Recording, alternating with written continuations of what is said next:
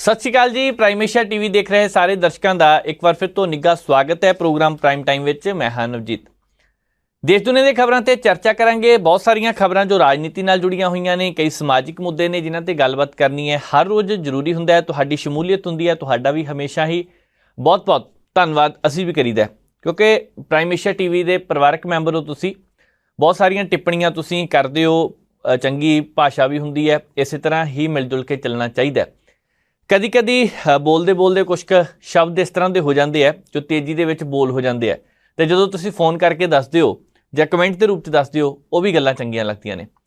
सो अज जिहड़ियां खबरां ते चर्चा करांगे उन्हां दे विच पंजाब सरकार की एक कैबिनेट मीटिंग हुई है। उस मीटिंग दे विच किहड़े फैसले लए, शुरुआत इत्थों करांगे। हरपाल सिंह चीमा होरां ने भी प्रैस कॉन्फ्रेंस की है। उस तो बाद GST का जिक्र भी किया, क्योंकि पंजाब की GST की रकम में वाधा हुंदा दिखाई दे रहा है। गल पार्लीमेंट की भी करनी है, क्योंकि पार्लीमेंट में इस वेले बहुत कुछ चलता पाया। जो मुद्दे जिहड़े ने उन्हां ते घट गल की जा रही है, अपनियां गल्लां जिहड़ियां ने वो ज़्यादा कीतियां जा रही ने। हमेशा ही हुंदा। देश के प्रधानमंत्री नरेंद्र मोदी लंबे समय बाद मणिपुर की घटना ते बोले। राहुल गांधी होरां ने उल्टा विरोध किया। हुण क्यों विरोध किया, गल इत्ते भी आवांगे। ते नाल दी नाल नशियां की गल भी फिर की जाएगी, क्योंकि पंजाब दे विच वो मुद्दा जो सब तो गंभीर है, जिते हमेशा ही गल करनी जरूरी है, उत्ते भी गल करांगे। शुरुआत करते हैं पंजाब कैबिनेट की मीटिंग तो। पंजाब सरकार की अज कैबिनेट की अहम मीटिंग हुई। हालांकि क्यास तो कई तरह के लगाए जा रहे थे कि पिछले दिनों के दौरान कुछ सियासतदान इस तरह के जिन्हों के उपर दोष लगे, जिन्हों के उपर दोष कह लीए, हुण ऑडियो किसी दियां घूमदियां रहियां, किसी दियां वीडियो घूमदियां रहियां, किसी के घपले जमीनां नाल संबंधित सी, कहिंदे फैसला लेना सी कोई ना कोई, तो पर फैसला उत्ते लिया नहीं। ये साडा अधिकार नहीं है। कैबिनेट ने आप देखना कि असी कित्थे किहड़ी किद्दां कार्रवाई करनी है। हो सकता है जांच चलती होवे, पार्टी पद्धर अपने ते पहला जांच करवा रही होवे। अज जिहड़ी मीटिंग दे विच फैसले लए गए आ, उहदे विच सड़कां नाल संबंधित जो पिछले दिनों तो कानून लियाउण दी तैयारी की जा रही सी, एक नियम जिहड़ा सीगा सड़क सुरक्षा फोर्स तैनात करनी सी, उहनूं अज मंजूरी दे दी गई है, हरी झंडी दे दी गई है।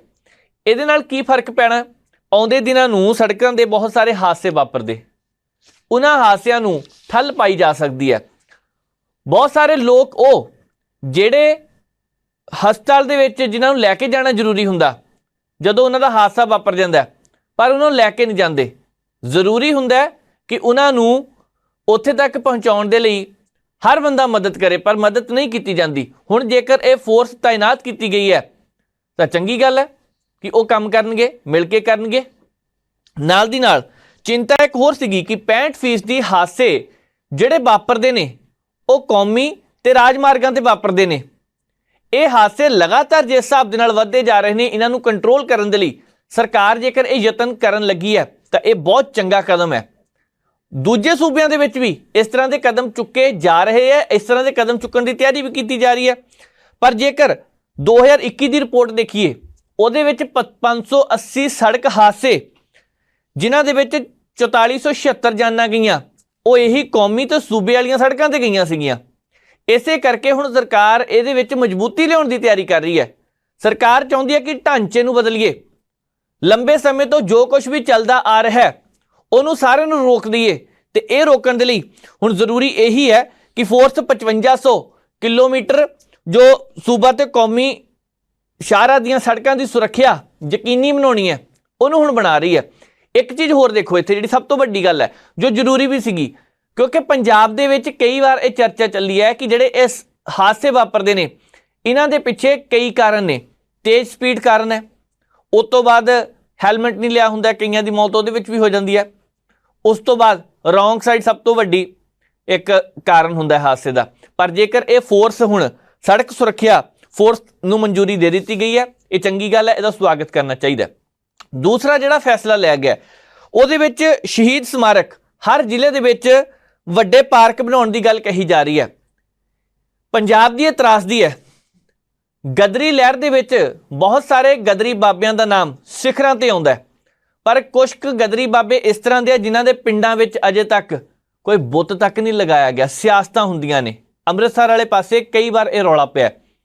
ਇੱਧਰ ਨੂੰ ਕਦੋਂ ਧਿਆਨ ਜਾਣਾ ਇਹ ਦੇਖਦੇ ਹਾਂ। ਪਰ ਜੇਕਰ ਹਰ ਜ਼ਿਲ੍ਹੇ ਦੇ ਵਿੱਚ ਸ਼ਹੀਦਾਂ ਨਾਲ ਸੰਬੰਧਿਤ ਇੱਕ ਸਮਾਰਕ ਪਾਰਕ ਬਣਾਉਣ ਦੀ ਗੱਲ ਕਹੀ ਜਾ ਰਹੀ ਹੈ, ਇਹ ਫੈਸਲਾ ਲੈ ਗਿਆ, ਇਹਨੂੰ ਵੀ ਝੰਡੀ ਦਿੱਤੀ ਗਈ ਹੈ, ਇਹਦਾ ਵੀ ਸਾਰੇ ਜਣੇ ਸਵਾਗਤ ਕਰਦੇ ਪਏ ਆ।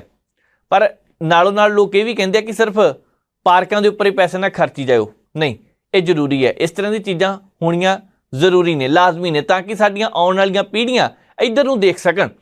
ਉਹ ਵੱਖਰੀ ਗੱਲ ਹੈ ਕਿ ਜਦੋਂ ਸਾਡੇ ਇਸ ਸੂਬੇ ਦੇ ਵਿੱਚ ਵੀ ਤਿਰੰਗੇ ਝੰਡੇ ਦੇ ਵਿੱਚ ਸਭ ਤੋਂ ਵੱਧ ਲਾਸ਼ਾਂ ਲਿਪਟ ਕੇ ਜਦੋਂ ਆਉਂਦੀਆਂ ਫੌਜੀ ਵੀਰਾਂ ਦੀਆਂ, ਤਾਂ ਉਸ ਤੋਂ ਬਾਅਦ ਭਾਵੇਂ ਜਿੱਦਾਂ ਮਰਜ਼ੀ ਸਿਆਸਤਦਾਨ ਸਿਆਸਤ ਕਰੀ ਜਾਣ, ਪਰ ਦੇਖਣ ਵਾਲੀ ਗੱਲ ਇਹ ਹੁੰਦੀ ਹੈ ਕਿ ਜਿਸ ਪਰਿਵਾਰ ਦਾ ਉਹ ਜੀ ਗਿਆ ਦੇਸ਼ ਦੀ ਖਾਤਰ, ਜਿਹੜਾ ਇਸ ਦੁਨੀਆ ਤੋਂ ਚਲੇ ਜਾਂਦਾ, ਉਹਦੇ ਕੋਲ ਇੱਕ ਮੈਡਲ ਹੁੰਦਾ ਜਾਂ ਕੰਨ 'ਤੇ ਟੰਗੀ ਤਸਵੀਰ ਹੁੰਦੀ ਹੈ।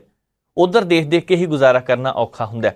ਇਸੇ ਤਰ੍ਹਾਂ ਦੇਸ਼ ਦੇ ਵਿੱਚ ਬਹੁਤ ਸਾਰੇ ਇਸ ਤਰ੍ਹਾਂ ਦੇ ਸ਼ਹੀਦ ਜਿਨ੍ਹਾਂ ਨੇ ਸਮੇਂ-ਸਮੇਂ 'ਤੇ ਆਪਣਾ ਯੋਗਦਾਨ ਆਜ਼ਾਦੀ ਦੇ ਵਿੱਚ ਪਾਇਆ, ਆਜ਼ਾਦੀ ਤੋਂ ਬਾਅਦ ਵੀ ਸ਼ਹਾਦਤ ਦਿੱਤੀ, ਉਹਨਾਂ ਲੋਕਾਂ ਲਈ ਜੇਕਰ ਅੱਜ ਸ਼ਹੀਦ ਸਮਾਰਕ ਹਰ ਜ਼ਿਲ੍ਹੇ ਦੇ ਵਿੱਚ ਹੁਣ ਬਣੇਗੀ ਤਾਂ ਚੰਗੀ ਗੱਲ ਹੈ।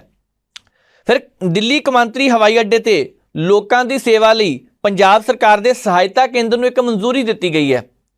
ਪਿਛਲੇ ਦਿਨੀ ਜਦੋਂ ਪੰਜਾਬ ਰੋਡਵੇਜ਼ ਦੀਆਂ ਬੱਸਾਂ ਦੀ ਸ਼ੁਰੂਆਤ ਹੋਈ ਹੈ ਕਿ ਦਿੱਲੀ ਵਾਲੇ ਪਾਸੇ ਲੋਕ ਜਾਣਗੇ, ਬੁਕਿੰਗ ਕਰ ਸਕਦੇ ਆ, 1100 ਰੁਪਏ ਦੀ ਗੱਲ ਚੱਲੀ ਸੀ, ਤਾਂ ਉਸ ਵੇਲੇ ਕੁਝ ਕੁ ਲੋਕਾਂ ਨੇ ਸ਼ਿਕਾਇਤ ਕੀਤੀ ਕਿ ਸਾਨੂੰ ਸਮੱਸਿਆ ਥੋੜ੍ਹੀ ਜਿਹੀ ਆਉਂਦੀ ਹੈ। ਹੁਣ ਉੱਥੇ ਜੇਕਰ ਕੋਸ਼ਿਸ਼ ਸਰਕਾਰ ਨੇ ਕੀਤੀ ਹੈ ਸਹਾਇਤਾ ਕੇਂਦਰ ਬਣਾਉਣ ਦੀ, ਤੇ ਇੱਕ ਸ਼ਲਾਘਾਯੋਗ ਕਦਮ ਹੈ, ਕਿਉਂਕਿ ਬਹੁਤ ਸਾਰੇ ਲੋਕ ਜੋ ਬਾਹਰੋਂ ਆਉਂਦੇ ਨੇ ਉੱਥੇ ਪਤਾ ਨਹੀਂ ਹੁੰਦਾ ਕਿੱਧਰ ਨੂੰ ਜਾਣਾ ਕਿੱਧਰ ਨੂੰ ਨਹੀਂ, ਕਿਸੇ ਵੇਲੇ ਸਮਾਨ ਦਾ ਨਹੀਂ ਪਤਾ ਹੁੰਦਾ, ਬਹੁਤ ਸਾਰੇ ਲੋਕ ਮਤਲਬ ਕਿ ਉਸੇ ਵੇਲੇ ਉਲਝ ਜਾਂਦੇ ਆ। ਤੇ ਹੁਣ ਸਰਕਾਰ ਨੇ ਜੇਕਰ ਇਹ ਵੀ ਕਦਮ ਚੁੱਕਿਆ, ਇਹ ਵੀ ਚੰਗੀ ਗੱਲ ਹੈ। ਜਦੋਂ ਇਹ ਸਾਰੀਆਂ ਗੱਲਾਂ ਕੀਤੀਆਂ ਜਾ ਰਹੀਆਂ ਸੀ ਤਾਂ ਉਸ ਤੋਂ ਬਾਅਦ ਕੈਬਨਿਟ ਮੰਤਰੀ ਹਰਪਾਲ ਸਿੰਘ ਚੀਮਾ, ਖਜ਼ਾਨਾ ਮੰਤਰੀ ਨੇ, ਹੁਣ ਉਹਨਾਂ ਨੇ ਪ੍ਰੈਸ ਕਾਨਫਰੰਸ ਕੀਤੀ ਹੈ। ਪ੍ਰੈਸ ਕਾਨਫਰੰਸ ਦੇ ਦੌਰਾਨ ਚੀਮਾ ਸਾਹਿਬ ਨੇ ਕਿਹੜੀਆਂ-ਕਿਹੜੀਆਂ ਗੱਲਾਂ ਕਹੀਆਂ, ਧਿਆਨ ਮੰਗਦੀਆਂ ਨੇ, ਇੱਕ ਵਾਰ ਨਜ਼ਰ ਉਧਰ ਮਾਰਦੇ ਹਾਂ। ਬਿਲਕੁਲ ਜੀ, ਅੱਜ ਇੱਕ ਅਹਿਮ ਮੀਟਿੰਗ ਜਿਹੜੀ ਮਾਨਯੋਗ ਸਾਡੇ ਸੀਐਮ ਸਰਦਾਰ ਭਗਵੰਤ ਸਿੰਘ ਮਾਨ ਜੀ ਦੀ ਅਗਵਾਈ 'ਚ ਕੈਬਨਿਟ ਦੀ ਮੀਟਿੰਗ ਹੋਈ, ਜਿਹਦੇ ਵਿੱਚ ਸਭ ਤੋਂ ਵੱਡਾ ਫੈਸਲਾ ਜਿਹੜਾ ਕੀਤਾ ਗਿਆ, ਸੜਕ ਸੁਰੱਖਿਆ ਫੋਰਸ ਦਾ ਗਠਨ ਕੀਤਾ ਗਿਆ, ਔਰ ਜਿਸ ਦੇ ਅੰਦਰ 30 ਕਿਲੋਮੀਟਰ ਦੇ ਦਾਇਰੇ ਦੇ ਵਿੱਚ 30 ਕਿਲੋਮੀਟਰ ਦੇ ਦਾਇਰੇ ਦੇ ਅੰਦਰ ਇੱਕ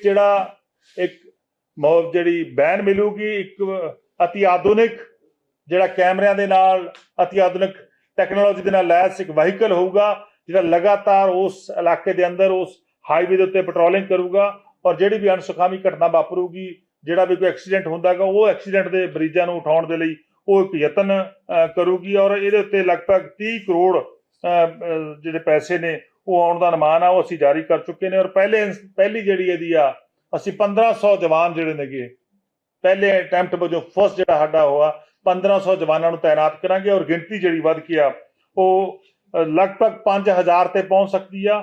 ਔਰ 144 ਜਿਹੜੀਆਂ ਪੈਟਰੋਲਿੰਗ ਵਹੀਕਲ ਹੋਣਗੇ, ਜਿਹੜੇ ਲਗਾਤਾਰ ਬਿਲਕੁਲ ਇੱਕ ਹੈੱਡਕੁਆਟਰ ਬਣੂਗਾ, ਉੱਥੋਂ ਮੋਨੀਟਰਿੰਗ ਹੋਣਗੇ। ਔਰ ਮੈਂ ਸਮਝਦਾ ਪੰਜਾਬ ਜਿਹੜਾ ਪਹਿਲਾ ਪ੍ਰਦੇਸ਼ ਬਣਿਆਗਾ ਜਿੱਥੇ ਸੜਕ ਸੁਰੱਖਿਆ ਨੂੰ ਲੈ ਕੇ ਇਹ ਵੱਡੇ ਕਦਮ ਜਿਹੜੇ ਨੇਗੇ ਉਹ ਮਾਨਯੋਗ ਸੀਐਮ ਸਾਹਿਬ ਨੇ ਸਰਦਾਰ ਭਗਵੰਤ ਸਿੰਘ ਮਾਨ ਜੀ ਨੇ ਚੁੱਕੇ ਨੇਗੇ। ਔਰ ਸੈਕੰਡ, ਇਸੇ ਤਰ੍ਹਾਂ ਜਿਹੜੇ ਸਾਡੇ ਫਰੀडम ਫਾਈਟਰ ਨੇਗੇ, ਜਿਹੜੇ ਸਾਡੇ ਸ਼ਹੀਦ ਨੇ, ਜਿਨ੍ਹਾਂ ਨੇ ਦੇਸ਼ ਆਜ਼ਾਦ ਕਰਾਇਆ, ਜਿਨ੍ਹਾਂ ਨੇ ਕੁਰਬਾਨੀਆਂ ਦਿੱਤੀਆਂ ਨੇਗੀਆਂ, ਉਹਨਾਂ ਦੇ ਨਾਲ ਹੀ ਜਿਹੜੇ ਸਾਡੇ ਲਗਾਤਾਰ ਦੇਸ਼ ਦੇ ਅੰਦਰ, ਚਾਹੇ ਕਾਰਗਿਲ ਦੇ ਸ਼ਹੀਦ ਨੇ ਜਾਂ ਦੇਸ਼ ਦੇ ਅੰਦਰ ਕਿਸੇ ਵੀ ਸ਼ਹੀਦ ਹੋਏ ਨੇ, ਉਹਨਾਂ ਸਾਰਿਆਂ ਦੀ ਯਾਦ ਦੇ ਵਿੱਚ ਅਸੀਂ ਜ਼ਿਲ੍ਹਾ ਲੈਵਲ ਦੇ ਉੱਤੇ ਸਮਾਰਕ ਬਣਾਵਾਂਗੇ, ਤਾਂ ਕਿ ਉਹਨਾਂ ਤੋਂ ਅਸੀਂ ਪ੍ਰੇਰਣਾ ਲੈ ਕੇ ਦੇਸ਼ ਦੇ ਲਈ, ਸਟੇਟ ਦੇ ਲਈ ਲੜ ਸਕੀਏ।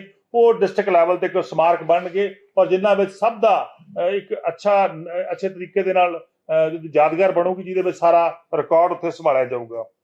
ਇਸੇ ਤਰ੍ਹਾਂ ਜਿਹੜੇ ਐਨਆਰਆਈ ਸਾਡੇ ਬਾਹਰਲੇ ਦੇਸ਼ਾਂ ਤੋਂ ਆਉਂਦੇ ਨੇ, ਉਹਨਾਂ ਦੀ ਸਹਾਇਤਾ ਦੇ ਲਈ ਇੱਕ ਜਿਹੜਾ ਸੈਂਟਰ ਆ ਉਹ ਏਅਰਪੋਰਟ ਦੇ ਉੱਤੇ ਖੋਲ੍ਹਿਆ ਜਾ ਰਿਹਾ ਹੈਗਾ, ਤਾਂ ਕਿ ਜਦੋਂ ਕੋਈ ਕਿਸੇ ਵੀ ਕਿਸਮ ਦੀ ਖੱਜਲ ਖੁਆਰੀ ਦਾ ਸ਼ਿਕਾਰ ਜਿਹੜਾ ਉਹ ਸਾਡੇ ਦੇਸ਼ ਦੇ, ਸਾਡੇ ਸੂਬੇ ਦੇ ਲੋਕਾਂ ਨੂੰ ਨਾ, ਪੰਜਾਬ ਦਾ ਏਅਰਪੋਰਟ ਅਸੀਂ ਉੱਥੇ ਖੋਲਾਂਗੇ, ਬਣਾਵਾਂਗੇ, ਤਾਂ ਕਿ ਸਾਡੇ ਜਿੰਨੇ ਵੀ ਨਾਗਰਿਕ ਜਿਹੜੇ ਨੇ ਫੋਰਨ 'ਚ ਗਏ ਹੋਏ ਨੇਗੇ, ਹਾਂਜੀ ਨਹੀਂ ਇੱਕ ਏਅਰਪੋਰਟ ਤੇ, ਇੰਟਰਨੈਸ਼ਨਲ ਏਅਰਪੋਰਟ ਤੇ ਦਿੱਲੀ ਦੇ ਅਸੀਂ ਖੋਲਾਂਗੇ, ਤਾਂ ਕਿ ਜਿਹੜਾ ਸੈਂਟਰ ਆ ਉਹਦੇ ਸਾਨੂੰ ਸਾਰੀਆਂ ਸਹੂਲਤਾਂ ਮਿਲ ਸਕਣ। ਇਸ ਤੋਂ ਬਿਨਾਂ ਇੱਕ ਬਹੁਤ ਵੱਡਾ ਅਹਿਮ ਫੈਸਲਾ ਕੀਤਾ ਗਿਆ ਕਿ ਆਰਟੀਫਿਸ਼ੀਅਲ ਇੰਟੈਲੀਜੈਂਸ ਜਿਹੜੀ ਆ ਉਹਨੂੰ ਪੰਜਾਬ ਦੇ ਅੰਦਰ ਲਿਆਂਦਾ ਜਾਵੇ, ਔਰ ਡਿਫਰੈਂਟ ਡਿਪਾਰਟਮੈਂਟਸ ਦਾ ਕੰਮ ਸੁਚਾਰੂ ਢੰਗ ਨਾਲ ਚਲਾਉਣ ਦੇ ਲਈ, ਅੱਛੇ ਢੰਗ ਨਾਲ ਚਲਾਉਣ ਦੇ ਲਈ ਉਹਨੂੰ ਅਸੀਂ ਬੜੀ ਜਲਦੀ ਜਿਹੜਾ ਇੰਟਰੋਡਿਊਸ ਕਰ ਰਹੇ ਹਾਂ, ਜਿਹਦੇ ਵਿੱਚ ਅਸੀਂ ਫਾਈਨਾਂਸ ਦੇ ਅੰਦਰ, ਐਜੂਕੇਸ਼ਨ ਦੇ ਅੰਦਰ, ਜਿਹੜਾ ਆਪਣਾ ਮੈਡੀਕਲ ਸਹੂਲਤਾਂ ਦੇ ਅੰਦਰ, ਬੇਸਿਕ ਇਨਫੋਰਮੇਸ਼ਨ ਟੈਕਨੋਲੋਜੀ ਦੇ ਅੰਦਰ, ਇਹ ਸਾਰੇ ਹੈਡ ਦੇ ਅੰਦਰ ਅਸੀਂ ਆਰਟੀਫਿਸ਼ੀਅਲ ਇੰਟੈਲੀਜੈਂਸ ਨੂੰ ਲੈ ਕੇ ਆਵਾਂਗੇ। ਪੰਜਾਬ ਮੈਂ ਸਮਝਦਾ ਇੱਥੇ ਵੀ ਇੱਕ ਪਹਿਲਾ ਸੂਬਾ ਬਣਿਆ ਦੇਸ਼ ਦੇ ਅੰਦਰ ਜਿਹੜਾ ਆਰਟੀਫਿਸ਼ੀਅਲ ਇੰਟੈਲੀਜੈਂਸ ਨੂੰ ਲੈ ਕੇ ਆਵਾਂਗੇ, ਤਾਂ ਕਿ ਪੰਜਾਬ ਦੇ ਵਿੱਚ ਸੁਚਾਰੂ ਢੰਗ ਨਾਲ, ਬੜੇ ਅੱਛੇ ਢੰਗ ਨਾਲ ਜਿਹੜਾ ਹੈਗਾ ਉਹ ਕੰਮ ਹੋ ਸਕੇ। ਹਰਪਾਲ ਸਿੰਘ ਚੀਮਾ ਹੋਰਾਂ ਦੀਆਂ ਗੱਲਾਂ ਤੁਸੀਂ ਸੁਣਿਆ। ਦੇਖੋ, ਇੱਕ ਚੀਜ਼ ਤਾਂ ਹੈ ਕਿ ਪੰਜਾਬ ਦੇ ਵਿੱਚ ਜੋ ਇਹ ਨਵਾਂ ਕਦਮ ਚੁੱਕਿਆ ਜਾ ਰਿਹਾ ਹੈ, ਇਹ ਵਾਕਈ ਚੰਗਾ ਕਦਮ ਹੈ। ਤੁਸੀਂ ਇਹਦੇ ਬਾਰੇ ਕੀ ਸੋਚਦੇ ਆ? ਕਿਉਂਕਿ ਪੰਜਾਬ ਦੇ ਵਿੱਚ ਜਦੋਂ ਸੜਕ ਤੇ ਹਾਦਸੇ ਵਾਪਰ ਜਾਂਦੇ ਆ, ਤੁਸੀਂ ਵੀ ਦੇਖਿਆ ਹੋਣਾ, ਅਸੀਂ ਵੀ ਦੇਖਦੇ ਆ, ਬਹੁਤ ਸਾਰੇ ਲੋਕ ਸੋਸ਼ਲ ਮੀਡੀਆ ਤੇ ਇੱਕ ਵੀਡੀਓ ਪੋਸਟ ਕਰਨ ਲਈ ਹੋ ਜਾਂਦੇ ਆ, ਇੱਕ ਤਸਵੀਰ ਪੋਸਟ ਕਰਨ ਲਈ ਹੋ ਜਾਂਦੇ ਆ। ਇੱਕ ਪੱਖੋਂ ਤਾਂ ਇਹ ਵੀ ਚੰਗਾ ਹੀ ਹੈ ਕਿ ਕਦੇ ਨਾ ਕਿਤੇ ਪਹਿਲਾਂ ਇੱਕ ਸਮਾਂ ਹੁੰਦਾ ਸੀ ਪਤਾ ਨਹੀਂ ਲੱਗਦਾ ਸੀਗਾ, ਪਰ ਹੁਣ ਪਰਿਵਾਰਕ ਮੈਂਬਰ ਜਾਂ ਦੋਸਤਾਂ ਮਿੱਤਰ ਤੱਕ ਗੱਲ ਪਹੁੰਚ ਜਾਂਦੀ ਹੈ ਕਿ ਫਲਾਨੀ ਥਾਂ ਤੇ ਬੰਦਾ ਜਿਹਦਾ ਹਾਦਸਾ ਹੋਇਆ। ਪਰ ਇਹਦੇ ਵਿੱਚੋਂ ਕੁਝ ਉਹ ਨੇ ਜਿਹੜੇ ਗਾਹਾਂ ਤੋਂ ਗਾਹਾਂ ਸਿਰਫ ਵਿਊ ਦੀ ਖਾਤਰ ਵੀ ਕਰਦੇ ਆ। ਗੱਲਾਂ ਦੋਹੇ ਨਾਲ ਨੇ, ਪਰ ਜ਼ਰੂਰੀ ਕੀ ਹੁੰਦਾ? ਜ਼ਰੂਰੀ ਹੁੰਦਾ ਕਿ ਜਦੋਂ ਕੋਈ ਹਾਦਸਾ ਵਾਪਰਦਾ ਹੈ ਉਹਨੂੰ ਪਹਿਲਾਂ ਹਸਪਤਾਲ ਦੇ ਵਿੱਚ ਪਹੁੰਚਾਇਆ ਜਾਵੇ। ਪਰ ਨਹੀਂ, ਇਦਾਂ ਨਹੀਂ ਅੱਜ ਕੱਲ੍ਹ। ਪਹਿਲੀ ਗੱਲ ਤਾਂ ਕੋਈ ਗੱਡੀ ਨਹੀਂ ਰੋਕਦਾ। ਜੇਕਰ ਕੋਈ ਗੱਡੀ ਰੋਕਦਾ ਤੇ ਉਹਦੇ ਮਨ ਦੇ ਵਿੱਚ ਡਰ ਹੁੰਦਾ। ਅਸੀਂ ਪਹਿਲਾਂ ਵੀ ਪ੍ਰੋਗਰਾਮ ਦੇ ਵਿੱਚ ਜ਼ਿਕਰ ਕੀਤਾ, ਲੋਕਾਂ ਦੇ ਮਨ ਦੇ ਵਿੱਚੋਂ ਜਦੋਂ ਤੱਕ ਪੰਜਾਬ ਪੁਲਿਸ ਵਾਲਾ ਡਰ ਨਹੀਂ ਨਿਕਲਦਾ ਉਦੋਂ ਤੱਕ ਬਹੁਤ ਘੱਟ ਸੰਭਾਵਨਾ, ਮੈਂ ਨਹੀਂ ਕਹਿੰਦਾ ਕਿ ਹੈ ਹੀ ਨਹੀਂ, ਬਹੁਤ ਘੱਟ ਸੰਭਾਵਨਾ ਕਿ ਇਦਾਂ ਠੀਕ ਹੋ ਜਾਏਗਾ। ਕਿਉਂਕਿ ਜਦੋਂ ਤੱਕ ਲੋਕ ਡਰਦੇ ਨੇ ਕਿ ਸਾਨੂੰ ਪੁਲਿਸ ਵਾਲੇ ਨਾ ਪੁੱਛਣ ਆ ਕੇ ਤੁਸੀਂ ਉੱਥੇ ਕੀ ਕਰਦੇ ਸੀ, ਤੁਹਾਨੂੰ ਕਿੱਦਾਂ ਪਤਾ ਲੱਗਾ ਸੀ, ਥਾਣੇ ਦੇ ਵਿੱਚ ਕੀ ਕਰਨ ਜਾਈਏ, ਇਹ ਜਿਹੜਾ ਡਰ ਮਨ ਦੇ ਵਿੱਚੋਂ ਜੇਕਰ ਕੱਢ ਦਿੱਤਾ ਜਾਵੇ ਤਾਂ ਬਹੁਤ ਵਧੀਆ ਹੋ ਸਕਦਾ। ਆਉਣ ਵਾਲੇ ਸਮੇਂ ਦੇ ਦੌਰਾਨ ਜਿਹੜੇ ਮਰੀਜ਼ ਨੇ, ਜਿਹੜੇ ਜ਼ਖਮੀ ਨੇ, ਜਿਹੜੇ ਉਸ ਵੇਲੇ ਫੱਟੜ ਨੇ, ਉਹਨਾਂ ਨੂੰ ਹਸਪਤਾਲ ਦੇ ਵਿੱਚ ਪਹੁੰਚਾਇਆ ਜਾ ਸਕਦਾ ਸਮੇਂ ਸਿਰ। ਤਾਂ ਇਸੇ ਕਰਕੇ ਇਹ ਫੌਜ ਜਿਹੜੀ ਪੁਲਿਸ ਨੇ ਹੁਣ ਗਠਨ ਕੀਤਾ, ਇਹ ਜ਼ਰੂਰੀ ਸੀਗਾ। ਤੇ ਇਹਨੂੰ ਆਉਣ ਵਾਲੇ ਦਿਨਾਂ 'ਚ ਹੁੰਗਾਰਾ ਕਿੱਦਾਂ ਮਿਲਦਾ ਇਹ ਦੇਖਦੇ ਹਾਂ। ਪਰ ਤੁਸੀਂ ਜ਼ਰੂਰ ਦੱਸਿਓ ਇੱਥੇ ਕਿ ਤੁਹਾਨੂੰ ਕੀ ਲੱਗਦਾ ਕਿ ਜਿਹੜੀਆਂ ਗੱਲਾਂ ਅਸੀਂ ਕੀਤੀਆਂ ਉਸ ਤਰ੍ਹਾਂ ਜੇਕਰ ਹੋਵੇ ਤਾਂ ਬਹੁਤ ਸਾਰੇ ਲੋਕਾਂ ਦੀ ਮਦਦ ਆਪਣੇ ਆਪ ਦੇ ਵਿੱਚ ਹੀ ਹੋ ਸਕਦੀ। ਲੋਕਾਂ ਦੇ ਮਨ ਦੇ ਵਿੱਚੋਂ ਇੱਕ ਡਰ ਕੱਢਣਾ ਵੀ ਜ਼ਰੂਰੀ ਹੈ। ਅੱਗੇ ਵਧਦੇ ਹਾਂ, ਗੱਲ ਕਰਨੀ ਹੈ ਪਾਰਲੀਮੈਂਟ ਦੀ, ਕਿਉਂਕਿ ਪਾਰਲੀਮੈਂਟ ਵਿੱਚ ਇਸ ਵੇਲੇ ਵਿਸ਼ੇਸ਼ ਸੈਸ਼ਨ ਚੱਲਦਾ ਹੈ। ਉਸ ਸੈਸ਼ਨ ਦੇ ਵਿੱਚ ਸਿਆਸਤਦਾਨ ਰੱਜ ਕੇ ਇੱਕ ਦੂਜੇ ਦੀਆਂ ਗੱਲਾਂ ਕਰ ਰਹੇ ਆ, ਕੋਈ ਮੌਕਾ ਨਹੀਂ ਛੱਡ ਰਿਹਾ। ਜਦੋਂ ਮੁੱਦੇ ਦੀ ਗੱਲ ਆਉਂਦੀ ਹੈ ਤਾਂ ਉਸ ਵੇਲੇ ਪਾਰਲੀਮੈਂਟ ਦੇ ਵਿੱਚੋਂ ਵਾਕਆਊਟ ਕਰ ਦਿੱਤਾ ਜਾਂਦਾ ਵਿਰੋਧੀ ਧਿਰਾਂ ਵੱਲੋਂ। ਜਦੋਂ ਮੁੱਦੇ ਦੀ ਗੱਲ ਆ ਕੇ ਵਾਪਸ ਹੋ ਜਾਂਦੀ ਹੈ, ਨਾਲ ਹੀ ਵਾਪਸ ਆ ਗਏ। ਇਹ ਰੌਲਾ ਕੱਲ ਪਿਆ, ਅੱਜ ਤਾਂ ਚਲੋ ਇਦਾਂ ਨਹੀਂ ਹੋਇਆ। ਪਰ ਮਸਲਾ ਇਹ ਸੀਗਾ ਕਿ ਜਦੋਂ ਦੇਸ਼ ਦੇ ਪ੍ਰਧਾਨ ਮੰਤਰੀ ਨਰਿੰਦਰ ਮੋਦੀ ਹੋਰਾਂ ਨੇ ਸਪੀਚ ਦਿੱਤੀ ਤਾਂ ਬਹੁਤ ਸਾਰੇ ਸਵਾਲ ਖੜੇ ਹੋ ਗਏ। ਅਸੀਂ ਪਹਿਲਾਂ ਰਾਹੁਲ ਗਾਂਧੀ ਹੋਰਾਂ ਦਾ ਜ਼ਿਕਰ ਕਰਦੇ ਹਾਂ। ਰਾਹੁਲ ਗਾਂਧੀ ਹੋਰਾਂ ਨੇ ਪਿਛਲੇ ਦਿਨੀ ਬੋਲਦਿਆਂ ਇਹ ਗੱਲ ਕਹੀ ਕਿ ਮਨੀਪੁਰ ਦੇ ਵਿੱਚ ਭਾਰਤ ਮਾਤਾ ਦਾ ਕਤਲ ਕੀਤਾ ਗਿਆ, ਕਤਲ ਕੀਤਾ ਜਾ ਰਿਹਾ ਹੈ। ਦੋਨੀ ਗੱਲਾਂ, ਦੋਹੀ ਸ਼ਬਦ ਉਹਨਾਂ ਨੇ ਵਰਤੇ ਆਪਸ ਵਿੱਚ। ਹੁਣ ਇੱਕ ਗੱਲ ਤਾਂ ਸੀ, ਕਿਉਂਕਿ ਜੇਕਰ ਉੱਥੇ ਫੌਜ ਨਹੀਂ ਤਾਇਨਾਤ ਕੀਤੀ, ਜੇਕਰ ਫੌਜ ਨੂੰ ਜ਼ਿੰਮੇਵਾਰੀ ਦੇ ਦਿੱਤੀ ਹੁੰਦੀ ਤਾਂ ਹੋ ਸਕਦਾ ਕਿ ਘਟਨਾ ਇੰਨੀ ਵੱਡੀ ਨਾ ਹੁੰਦੀ, ਨਾ ਸ਼ਰਮ ਦਾ ਸਾਹਮਣਾ ਕਰਨਾ ਪੈਂਦਾ, ਨਾ ਲੋਕ ਸ਼ਰਮਸਾਰ ਹੁੰਦੇ, ਨਾ ਇਨਸਾਨੀਅਤ ਹੁੰਦੀ। ਪਰ ਮਸਲਾ ਇਹ ਕਿ ਉੱਥੇ ਕਿਉਂ ਨਹੀਂ ਲਗਾਈ ਗਈ। ਅਸੀਂ ਕੱਲ ਵੀ ਜ਼ਿਕਰ ਕੀਤਾ ਕਿ ਉੱਥੇ ਇੱਕ ਪਰਚਾ ਵੀ ਦਰਜ ਹੋ ਗਿਆ ਤੇ ਫੌਜ ਹੁਣ ਜਿਸ ਹਿਸਾਬ ਦੇ ਨਾਲ ਆਉਣ ਵਾਲੇ ਦਿਨਾਂ ਦੌਰਾਨ ਕੀ ਪ੍ਰਤੀਕਿਰਿਆ ਆਉਂਦੀ ਹੈ ਅਸੀਂ ਉਹਦਾ ਵੀ ਇੰਤਜ਼ਾਰ ਜ਼ਰੂਰ ਕਰਾਂਗੇ। ਪਰ ਰਾਹੁਲ ਗਾਂਧੀ ਹੋਰਾਂ ਨੇ ਅੱਜ ਦੱਸਿਆ ਕਿ ਮੈਨੂੰ ਇਹ ਸ਼ਬਦ ਕਿਉਂ ਵਰਤਣੇ ਪਏ। ਉਹ ਕਹਿੰਦੇ ਕਿ ਮੈਂ ਉੱਥੇ ਗਿਆ ਜਦੋਂ ਕੁੱਕੀ ਸਮਾਜ ਨਾਲ ਸੰਬੰਧਿਤ ਲੋਕ ਮਿਲੇ, ਕੁੱਕੀ ਸਮਾਜ, ਉਹ ਕਹਿੰਦੇ ਸੀਗੇ ਕਿ ਦੂਸਰੇ ਸਮਾਜ ਨਾਲ ਸੰਬੰਧਿਤ ਲੋਕ ਨਹੀਂ ਹੋਣੇ ਚਾਹੀਦੇ। ਜਦੋਂ ਕਹਿੰਦੇ ਕਿ ਮੈਂ ਉੱਥੋਂ ਨਿਕਲਿਆ ਤਾਂ ਮਤਈ ਸਮਾਜ ਵਾਲੇ ਕਹਿੰਦੇ ਕਿ ਕੁੱਕੀ ਸਮਾਜ ਵਾਲੇ ਨਹੀਂ ਹੋਣੇ ਚਾਹੀਦੇ ਸੀਗੇ। ਹੁਣ ਦੇਖੋ, ਇਹ ਬਹੁਤ ਵੱਡੀ ਗੱਲ ਹੈ। ਰਾਹੁਲ ਗਾਂਧੀ ਉੱਥੇ ਪਹੁੰਚਦੇ ਨੇ, ਉਹ ਕਹਿੰਦੇ ਜੇਕਰ ਸੁਰੱਖਿਆ ਦੇ ਵਿੱਚ ਉੱਥੇ ਕੋਈ ਬੰਦਾ ਕੁੱਕੀ ਸਮਾਜ ਨਾਲ ਸੰਬੰਧ ਰੱਖਦਾ ਉਹਨੂੰ ਮਾਰ ਦੇਣਾ ਸੀ, ਤੇ ਜੇਕਰ ਮੈਂ ਤੇਈ ਨਾ ਰੱਖਦਾ ਸੀ ਉਹਨੂੰ ਵੀ ਮਾਰ ਦੇਣਾ। ਅਗਲੇ ਉਹ ਗੱਲ ਕਹਿੰਦੇ ਸੀ। ਹੁਣ ਮੈਂ ਕਹਿੰਦੇ ਇਹ ਚੀਜ਼ ਦੇਖੀ ਉੱਥੇ ਕਿ ਕਾਨੂੰਨ ਨਾਂ ਦੀ ਤਾਂ ਚੀਜ਼ ਹੈ ਹੀ ਨਹੀਂ ਕੋਈ ਵੀ, ਪਰ ਮਨੀਪੁਰ ਵੀ ਵੰਡ ਕੇ ਰੱਖ ਦਿੱਤਾ, ਪ੍ਰਸ਼ਾਸਨ ਫੋਰਸਾਂ ਵੰਡ ਕੇ ਰੱਖ ਦਿੱਤੀਆਂ। ਤੇ ਜੇਕਰ ਇਹ ਸਾਰਾ ਕੁਝ ਵੰਡ ਕੇ ਰੱਖ ਦਿੱਤਾ, ਇਹਦੇ ਪਿੱਛੇ ਇੱਕ ਬਹੁਤ ਵੱਡੀ ਸਾਜ਼ਿਸ਼ ਕੰਮ ਕਰਦੀ ਪਈ ਹੈ। ਹੁਣ ਰਾਹੁਲ ਗਾਂਧੀ ਦੇ ਇਹ ਬੋਲ ਭਾਵੇਂ ਜਿੱਦਾਂ ਮਰਜ਼ੀ ਜਿਹੜੇ ਮਰਜ਼ੀ ਸਿਆਸਤਦਾਨ ਨੂੰ ਲੱਗਦੇ ਹੋਣ, ਪਰ ਇੰਨਾ ਜ਼ਰੂਰ ਹੈ ਪੱਖ ਉਹਨਾਂ ਨੇ ਆਪਣਾ ਰੱਖ ਦਿੱਤਾ। ਪੱਖ ਦਰਅਸਲ ਉਸ ਵੇਲੇ ਵੀ ਰੱਖਿਆ ਜਾ ਸਕਦਾ ਸੀ ਜਦੋਂ ਪਾਰਲੀਮੈਂਟ ਦੇ ਵਿੱਚ ਕੱਲ ਇੱਕ ਬੇਵਜ੍ਹਾ ਮੁੱਦਾ ਬਣਾ ਦਿੱਤਾ ਗਿਆ।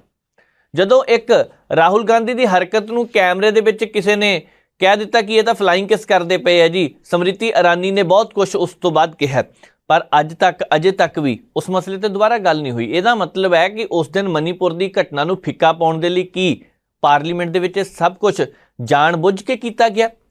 ਅਸੀਂ ਇਹ ਵੀ ਨਹੀਂ ਕਹਿੰਦੇ ਕਿ ਰਾਹੁਲ ਗਾਂਧੀ ਇੱਥੇ ਬਿਲਕੁਲ ਸਪਸ਼ਟ ਰੂਪ 'ਚ ਸਾਫ਼ ਹੈ, ਨਹੀਂ, ਰਾਹੁਲ ਗਾਂਧੀ ਹੋਰਾਂ ਦੀਆਂ ਪਿਛਲੇ ਦਿਨਾਂ ਦੇ ਦੌਰਾਨ ਜਦੋਂ ਵੀਡੀਓ ਪ੍ਰਧਾਨ ਮੰਤਰੀ ਸਾਹਿਬ ਕੋ ਜਾਂਦੇ ਆ ਜੱਫੀ ਪਾ ਲੈਂਦੇ ਸੀਗੇ, ਫਿਰ ਅੱਖ ਦੇ ਇਸ਼ਾਰੇ ਦੇ ਨਾਲ ਜਦੋਂ ਗੱਲਾਂ ਕਰਦੇ ਸੀਗੇ, ਉਹ ਸਾਰਾ ਕੁਝ ਸਾਹਮਣੇ ਹੈਗਾ, ਇਸ ਕਰਕੇ ਮੁਨਕਰ ਨਹੀਂ ਕੀਤਾ ਜਾ ਸਕਦਾ। ਪਰ ਨਹੀਂ, ਇੱਥੇ ਕੁਛ ਨਾ ਕੁਛ ਜੇਕਰ ਹੈਗਾ ਤਾਂ ਇਹ ਕਾਰਵਾਈ ਸਾਹਮਣੇ ਆਉਣੀ ਚਾਹੀਦੀ ਹੈ। ਕਾਰਵਾਈ ਜੇਕਰ ਹੁੰਦੀ ਹੈ ਤਾਂ ਠੀਕ ਹੈ, ਨਹੀਂ ਹੁੰਦੀ ਤਾਂ ਫਿਰ ਪਾਰਲੀਮੈਂਟ ਦੇ ਵਿੱਚ ਇੱਕ ਇਤਿਹਾਸ ਜਿਹਾ ਬਣ ਕੇ ਰਹਿ ਗਿਆ, ਪੰਨੇ ਤੇ ਦਰਜ ਹੋ ਗਈ ਇਹ ਗੱਲ। ਪਰ ਰਾਹੁਲ ਗਾਂਧੀ ਹੋਰਾਂ ਨੇ ਦੱਸ ਦਿੱਤਾ ਕਿ ਭਾਰਤ ਮਾਤਾ ਦੀ ਹੱਤਿਆ ਵਾਲਾ ਬਿਆਨ ਕਿਉਂ ਦਿੱਤਾ, ਕਹਿੰਦੇ ਇਸ ਕਰਕੇ ਕਿ ਮੈਂ ਅੱਖੀਂ ਦੇਖਿਆ ਇਹ ਸਾਰਾ ਕੁਝ ਸੀ। ਜਦੋਂ ਦੂਸਰੇ ਪਾਸੇ ਦੇਸ਼ ਦੇ ਪ੍ਰਧਾਨ ਮੰਤਰੀ ਨਰਿੰਦਰ ਮੋਦੀ ਹੋਰਾਂ ਦੀ ਗੱਲ ਕਰਦੇ ਆ ਤਾਂ ਉਹਨਾਂ ਨੇ ਕੱਲ ਬਹੁਤ ਵੱਡਾ ਸਮਾਂ ਭਾਸ਼ਣ ਦਿੱਤਾ, 2 ਘੰਟੇ ਤੋਂ ਉੱਪਰ ਦਾ ਸਮਾਂ। ਉਹਨਾਂ ਭਾਸ਼ਣ ਦੇ ਵਿੱਚ ਸਭ ਤੋਂ ਕਮਾਲ ਦੀ ਗੱਲ ਇਹ ਸੀਗੀ ਕਿ ਮਨੀਪੁਰ ਸ਼ਬਦ ਦੀ ਵਰਤੋਂ ਉਹਨਾਂ ਨੇ 18 ਵਾਰ ਕੀਤੀ ਹੈ ਆਪਣੇ ਭਾਸ਼ਣ ਦੇ ਦੌਰਾਨ, ਜਦਕਿ ਕਾਂਗਰਸ 50 ਵਾਰ, ਜਨਤਾ ਸ਼ਬਦ 26 ਵਾਰ, ਸਰਕਾਰ 18 ਵਾਰ। ਬੀਬੀ ਸੋਨੀਆ ਗਾਂਧੀ ਤੇ ਰਾਹੁਲ ਗਾਂਧੀ ਦਾ ਨਾਮ ਹੀ ਨਹੀਂ ਲਿਆ। ਚਲੋ ਕੋਈ ਨਹੀਂ, ਪਰ ਮਸਲਾ ਇਹ ਹੈ ਕਿ ਜੇਕਰ ਹੁਣ ਇਹ ਸ਼ਬਦਾਂ ਵੱਲ ਦੇਖੀਏ ਤਾਂ ਦੂਸਰੇ ਪਾਸੇ ਘਟਨਾ ਨੂੰ ਦੇਖੀਏ, 1 ਘੰਟੇ ਤੋਂ ਉੱਪਰ, 1.5 ਘੰਟੇ ਤੋਂ ਉੱਪਰ ਦਾ ਸਮਾਂ ਹੋ ਚੁੱਕਿਆ ਸੀ ਜਿੱਥੇ ਜਾ ਕੇ ਉਹਨਾਂ ਨੇ ਮਨੀਪੁਰ ਦੇ ਮੁੱਦੇ ਤੇ ਗੱਲ ਕੀਤੀ ਤੇ ਉਸ ਮੁੱਦੇ ਤੇ ਸਿਰਫ 2 ਮਿੰਟ ਗੱਲ ਹੋਈ ਹੈ। ਹੁਣ ਪਹਿਲਾਂ 77 ਸੈਕਿੰਡ ਦੀ ਗੱਲ, ਹੁਣ 2 ਮਿੰਟ ਦੀ ਗੱਲ, ਤੇ ਰਾਹੁਲ ਗਾਂਧੀ ਹੋਰਾਂ ਨੇ ਇਸ ਮੁੱਦੇ ਨੂੰ ਫਿਰ ਚੱਕ ਲਿਆ। ਕਹਿੰਦੇ ਮਨੀਪੁਰ ਦੇ ਮੁੱਦੇ ਤੇ ਗੱਲ ਤਾਂ ਕੀਤੀ ਹੈ ਪਰ ਹੱਸ-ਹੱਸ ਕੇ ਗੱਲ ਕੀਤੀ ਜਾ ਰਹੀ ਸੀ। ਇਹਦਾ ਮਤਲਬ ਹੈ ਕਿ ਇਹ ਘਟਨਾ ਭਾਜਪਾ ਨੂੰ ਕੁਝ ਵੀ ਨਹੀਂ ਲੱਗਦੀ ਪਈ, ਇਹ ਘਟਨਾ ਬਹੁਤ ਛੋਟੀ ਲੱਗਦੀ ਪਈ ਹੈ, ਇਹ ਦੇਸ਼ ਦੇ ਨਾਲ ਇੱਕ ਬਹੁਤ ਵੱਡਾ ਮਜ਼ਾਕ ਕੀਤਾ ਗਿਆ। ਹੁਣ ਰਾਹੁਲ ਗਾਂਧੀ ਹੋਰਾਂ ਨੇ ਜਿਹੜੀ ਇਹ ਗੱਲ ਕਹੀ ਹੈ ਕਿ ਪ੍ਰਧਾਨ ਮੰਤਰੀ ਮਨੀਪੁਰ ਨੂੰ ਸਾੜਨਾ ਚਾਹੁੰਦੇ ਆ, ਦੇਖੋ 2 ਚੀਜ਼ਾਂ ਤਾਂ ਇੱਥੇ ਸਪਸ਼ਟ ਹੈ ਕਿ ਉਸ ਸੂਬੇ ਦੇ ਵਿੱਚ ਹੈਗਾ ਤਾਂ ਉਹ ਭਾਰਤ ਦਾ ਹੀ ਸੂਬਾ, ਜੇਕਰ ਅਸੀਂ ਗੁਲਦਸਤਾ ਕਹਿੰਦੇ ਆ ਤੇ ਉਸ ਗੁਲਦਸਤੇ ਦੇ ਵਿੱਚ ਉਸ ਫੁੱਲ ਨੂੰ ਨਾਲ ਲੈ ਕੇ ਤਾਂ ਚੱਲਣਾ ਪੈਣਾ। ਪਰ ਜੇਕਰ ਉਹਦੇ ਨਾਲ, ਉਸ ਸੂਬੇ ਨਾਲ ਇਸ ਤਰ੍ਹਾਂ ਦਾ ਸਲੂਕ ਹੋਇਆ ਤਾਂ ਉਹਦੇ ਪਿਛਲੀ ਮਨਸ਼ਾ ਕਿਹਦੀ ਸੀਗੀ? ਸਰਕਾਰ ਤਾਂ ਉੱਥੇ ਭਾਜਪਾ ਦੀ ਹੈ, ਇਹ 'ਚ ਕੋਈ ਸ਼ੱਕ ਨਹੀਂ, ਪਰ ਕੌਣ ਸੀਗਾ ਜਿਹਨੇ ਉਸ ਸੂਬੇ ਦੇ ਵਿੱਚ ਆਉਣ ਤੋਂ ਮਨਾ ਕਰ ਦਿੱਤਾ? ਕੌਣ ਸੀਗਾ ਜਿਹਨੇ ਕਹਿਤਾ ਕੋਈ ਨਹੀਂ ਜੀ, ਲੋਕ ਵੰਡਦੇ ਆ, ਵੰਡੇ ਜਾਣ ਦਿਓ? ਕਿ ਇਹ ਵੋਟਾਂ ਦੀ ਰਾਜਨੀਤੀ ਦੇ ਕਰਕੇ ਤਾਂ ਨਹੀਂ ਸਾਰਾ ਕੁਝ ਹੋ ਰਿਹਾ ਸੀ? ਇੱਕ ਸਵਾਲ ਤਾਂ ਖੜਾ ਹੁੰਦਾ ਨਾ, ਕਿਉਂਕਿ ਜਿੱਥੇ ਵੀ ਇਦਾਂ ਦਾ ਮੌਕਾ ਬਣਦਾ ਤੇ ਉੱਥੇ ਚੋਣਾਂ ਦੇ ਕੋਲ ਜਾ ਕੇ ਥੋੜਾ ਜਿਹਾ ਤਣਾਅ ਹੋ ਹੀ ਜਾਂਦਾ ਹੁੰਦਾ ਹੈ, ਕਿਉਂਕਿ ਰਾਹਤ ਇੰਦੌਰੀ ਦਾ ਸ਼ੇਰ ਹੈਗਾ ਨਾ, ਸਰਹੱਦ ਪੇ ਤਣਾਅ ਹੈ ਕਿਆ, ਪਤਾ ਕਰੋ ਚੁਣਾਵ ਹੈ ਕਿਆ।